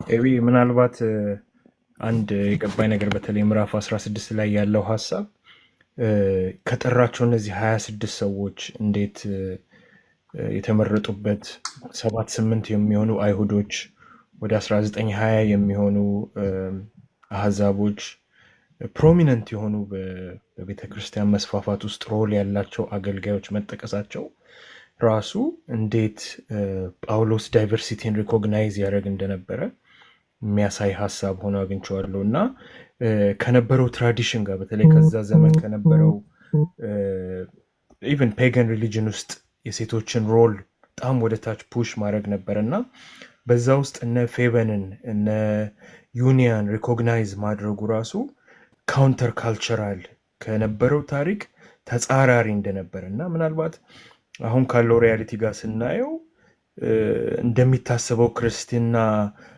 ዳይቨርሲቲን ሴሌብሬት የሚያደርግ አይደለም፣ ወይም የተወሰኑ ግሩፖችን በጾታ ለይቶ ማርጂናላይዝ የሚያደርግ እንዳልሆነ በሮሜ መጽሐፍ ላይ እንኳን ማየት እንችላለን እና ጳውሎስ በዛ ውስጥ ሴሌብሬት ሲያደርጋቸው እናያለን። እነዚህም የተለያዩ የቤተክርስቲያን አባላቶችን እና የነበራቸውን ህብረትም አፕሪሺየት ሲያደርግ በስም ሁላ ሲጠራቸው እናያለን። ፐርሰናል የሆነ ሪሌሽንሽፕ እንደነበረው ያሳየናል እና ትሁት መሆን እንዳለብን ባለን ህብረት ውስጥ ከንቀት የነጻ ጊቨን የጳውሎስን ስታተስን አስበን እነዚህን ሰዎች ስናስብ ሪኮግናይዝ ማድረግ እንዳለብን፣ በስታተስ ሰውን መለየት እንደሌለብን፣ ሰዎችን ኢንዲቪጁዋሊ ሪሌሽንሽፕ እንዲኖረን የሚጋብዝም ጭምር ነው። ሰውን በስም ማወቅ፣ በስም መጥራት፣ ዘመን ተሻጋሪ የሆነ ደብዳቤ ላይ ማስቀመጥ ሪኮግኒሽን ያሳያል እና አንዳንድ ጊዜ በተለይ ቸርቾች በጣም ትላልቅ በሚሆኑበት ጊዜ በስታተስ በሚከፈልበት ጊዜ ቤተክርስቲያን እንደዚህ አይነት መናናቅ እንዳይኖር፣ መከባበር እንዲኖር ኢቨን ትናንሽ የሆነ ግራስሩት ነገሮችንም እንዲሁም የሚያበረታታም ጭምር ይመስለኛል። ይህንን ሀሳብ ለመጨመር ያ በሚገርም ሁኔታ ባሮችን ሁሉ ይጠቅሳል። አንተ እንዳልከው በሚገርም ሁኔታ የባሪያ ስም 2 የባሪያ ስሞች ሁሉ እንዳሉ ብዙዎች ይናገራሉ እና ብዙ ሴቶችን ይጠቅሳል። ምናልባት በሮም ቤተክርስቲያን ሃውስ ቸርችስ ላይ የሴቶች ሮል በጣም ፕሮሚነንት ይመስለኛል። በኤፌሶን ምናምን በቆሮንቶስ እንዳለው አይነት ችግር ሮም ውስጥ ያለ አይመስልም። የፌበንን መጠቀም ራሱ አንዱ ፍላጎቱ ሮም ቤተክርስቲያን ውስጥ የተሻለ ተሰሚነት ያላቸው ሴቶች ይመስላሉ። ጥሩ ሬፑቴሽን ያላቸው ፓወርፉል የሆኑ ሴቶች፣ ፕሮስታቲስ የተባሉ ዲያኮኒያ የተባሉ ሴቶች ስላሉ ባሮችን ይጠቅሳል። ባልና ሚስቶችን ይጠቅሳል። አንድ ላይ ያጣመረ ባልና ሚስቶችን ይጠቅሳል። ወዳጆቹን፣ ጓደኞቹን ይጠቅሳል እና በመጀመሪያው መቶ ክፍለ ዘመን ቅድም እንደነገርኳችሁ ሌተር ራይቲንግ እንኳ ደብዳቤ የሚጻፈው ዝም ብሎ አንድ ሰው አይደለም የሚጽፈው። በነገራችን ላይ ስለ ፌበን አንድ ሙሉ መጽሐፍ ቴሌግራም ግሩፕ ላይ ዛሬ አስቀምጥላችሁ፣ የጁኒያን አስቀምጥላችኋለሁ፣ የፌበንን አስቀምጥላችኋለሁ። ይሄ ኤቢዝ አፖካሊፕስ የሚለው ራሱ ቴሌግራም ግሩፕ አለ። እዛ ገብታችሁ ዛሬ አስቀምጥላችኋለሁ። ሞር ማንበብ የምትፈልጉ እሱ ጋር ገብታችሁ ማግኘት ትችላላችሁ። ነዳን የጠየቃችሁኝ። ስለዚህ ስብስቡ ጳውሎስ ምን ያህል ማህበራዊ ሰው እንደሆነ፣ አፍቃሪ ሰው እንደሆነ፣ የማያገል ሰው፣ ከደካማው ጋር፣ ከብርቱ ጋር፣ ከሀብታሙ ጋር፣ ከድሃው ጋር፣ ከባሪያው ጋር፣ ከጨዋው ጋር አንድ ላይ ህብረት የሚያደርግና ምንም አይነት ይሄ ዲቪዥንን ኢንተርቴን እንደማያደርግ ይልቁንም ዳይቨርሲቲን በዛ ቤተክርስቲያንም ዩኒቲን የፈለገው በዳይቨርሲቲ ውስጥ እንደሆነ ዩኒቲ ኢን ዳይቨርሲቲ ምናልባት እኛ ካለንበት የፖለቲካ ሁኔታ ጋር በጣም አላይን የሚያደርግ ይመስለኛል። አንዳንድ ጊዜ ሳስበው የኢትዮጵያን ቤተክርስቲያን የኢትዮጵያን ሁኔታ የሚመስል ነገር ሮም ውስጥ ያለ ይመስለኛል በዛን ጊዜ እና ይሄ መድኃኒት የሚሆን ይመስለኛል ለእኛም በጀንደር፣ በሶሻል ፖለቲካል ስታተስ፣ በኤትኒሲቲ የተለያየ አይነት ዳይቨርሲቲ ውስጥ ያለን ሰዎች ነን። ግን በክርስቶስ መሆን ክርስቶስን መልበስ ምን ማለት ነው ስትል ነበረ በአንቺ። ክርስቶስን መልበስ በክርስቶስ መሆን ነው። በክርስቶስ ያለንን ስፍራ በክርስቶስ ያገኘነውን ህይወት ሞቱንና ትንሣኤውን የተለማመድንበት የመሰልንበት የተቀበልንበት በእምነታችን አንድ ማህበረሰብ አንድ የክርስቶስ ህዝብ አካል ውስጥ የሆንበትን ህይወት መለማመድ ነው። ሊቭድ ቴዎሎጂ ያልነው እሱ ነው። ያንን መቀበል ነው። ያንን ማመን ነው። ያንን ጸሎታችን ማድረግ ነው። ያንን ህይወታችን ማድረግ ነው። ክርስቶስን መልበስ ማለት በክርስቶስ ያገኘነውን አንድነት በክርስቶስ በማመን ከቅዱሳን ጋር ያገኘነውን አንድነት በአካል ውስጥ የሆንበትን ሚስጥር መጸለይ ነው፣ መስበክ ነው፣ መኖር ነው፣ ልምምዳችን ውስጥ ማስገባት ነው። እንደ ተቃራኒ አድርጎ ነው ያቀረበው። ክርስቶስን ልበሱት፣ ነገር ግን ጌታን ክርስቶስን ልበሱት፣ ነገር ግን ከምን ይልቅ? ከግል ደካማ ህይወታችሁ ይልቅ በአግባብ ተመላለሱ፣ በዘፈን በስካር በዝሙት በመዳራት በክርክር በቅናት አይሁን፣ ነገር ግን ጌታን ክርስቶስን ልበሱት። ምኑን?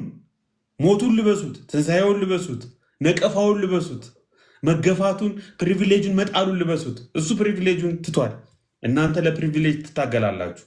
እሱ ፓወርለስ ሆኗል፣ እናንተ ለፓወር ትታገላላችሁ። ክርስቶስን ልበሱት። ክርስቶስን ልበሱት ማለት ስለዚህ ምንድን ነው? ለፓወር መታገሉን አቆሙና ፓወርለስ ሁኑ። የአንበሳው ድል የሚገኘው የታረደ በግ በመሆን ነው። የበጉ ድል የሚገኘው የቪክቶሪ ኦፍ ዘ ላምብ የበጉ ድል ማለት ሃምብል መሆን ነው። ምስኪን ኢሚቴት አድርጉት ማለት ነው። ላይፉን፣ ልምምዱን፣ ጉዞውን ፉትስቴፕ መከተል ነው። ዛትስ ኮልድ ክሪስቶፎርሚቲ ያልነው እሱን ነው። ክርስቶስን መምሰል ያልነው እሱን ነው። በህይወት ልምምዳችን እሱን ማድረግ ነው። ያ ነው በቃ ዎኪንግ ዊዝ ክራይስት፣ ዎኪንግ ላይክ ክራይስት፣ ዎኪንግ ኢን ክራይስት። በተለይ ኢን ክራይስት በክርስቶስ መሆን የሚለው በጣም ኢምፖርታንት ፖይንት ነው። ለማንበብ ማትሰለቹ ከሆነ ዩኒየን ዊዝ ክራይስት የሚል በአለፉት 70-80 ዓመታት በቃ ታይቶ ተጽፎ አይታወቅም የሚባል የዳግላስ ካምፔል ማስተርፒስ የሚገርም መጽሐፍ ዩኒየን ዊዝ ክራይስት የሚል መጽሐፍ እልክላችኋለሁ እዚሁ ቴሌግራም ላይ አንብቡት። ዳውሉ አለፍ አድርጋችሁ ራሱ አንብቡት። ዩኒየን ዊዝ ክራይስት ማለት ኪ ነው። በቃ ለፐርሰናል፣ ኮሚዩናል፣ ሶሻል፣ ሂስቶሪካል፣ ኮስሞሎጂካል ላይፍ ከግል ተነስቶ መላለሙን የሚያካትተው የክርስቶስ የድነት ትሩፋት የቤዞቱ ትሩፋት እንዴት በክርስቶስ ፍጥረት አንድ እንደሆነ ሰሞንድ እንደተደረገ ሮሜ ምዕራፍ 8 ፍጥረትን ሁሉ ያካትታል። አሁን እኛ ገና 12 ላይ ነው። ወደኋላ ስንሄድ ይሄ ነው እንደሚገርማችሁ ፍጥረት ሁሉ በእናንተ አንድነት ውስጥ ተካቷል። ቤዞቱ አዲስ ሰማይና አዲስ ምድር እስኪያመጣ ድረስ ይደርሳል። የቀደመው ስርዓት ተወግዶ አዲስ ስርዓት ሲመጣ እነሆ ተፈጽሟል ሲል ከእናንተ ጋር የእግዚአብሔር ልጆች መገለጥ የሚናፍቀው ፍጥረት ራሱ አብሮ ቤዞቱ ትርፋት የአንድነቱ ሰላም ያጣችሁ እናንተ ብቻ መስሏችሁ ነው እንዴ? በሰቀቀን በጭንቀት የምትኖሩት በቴንሽን የምትኖሩት እናንተ ብቻ መስሏችሁ ነው እንዴ ብሎ 8 ላይ ፍጥረት ሁሉ አብሮ እንደሚቃጥት አብሮ በጭንቀት ውስጥ እንዳለ ሌላውን አክል ሁሉ የክርስቶስ ቤዞት ስራ ትሩፋተ ብዙ ነው፣ ዘርፈ ብዙ ነው፣ ብዙን የሚያካትት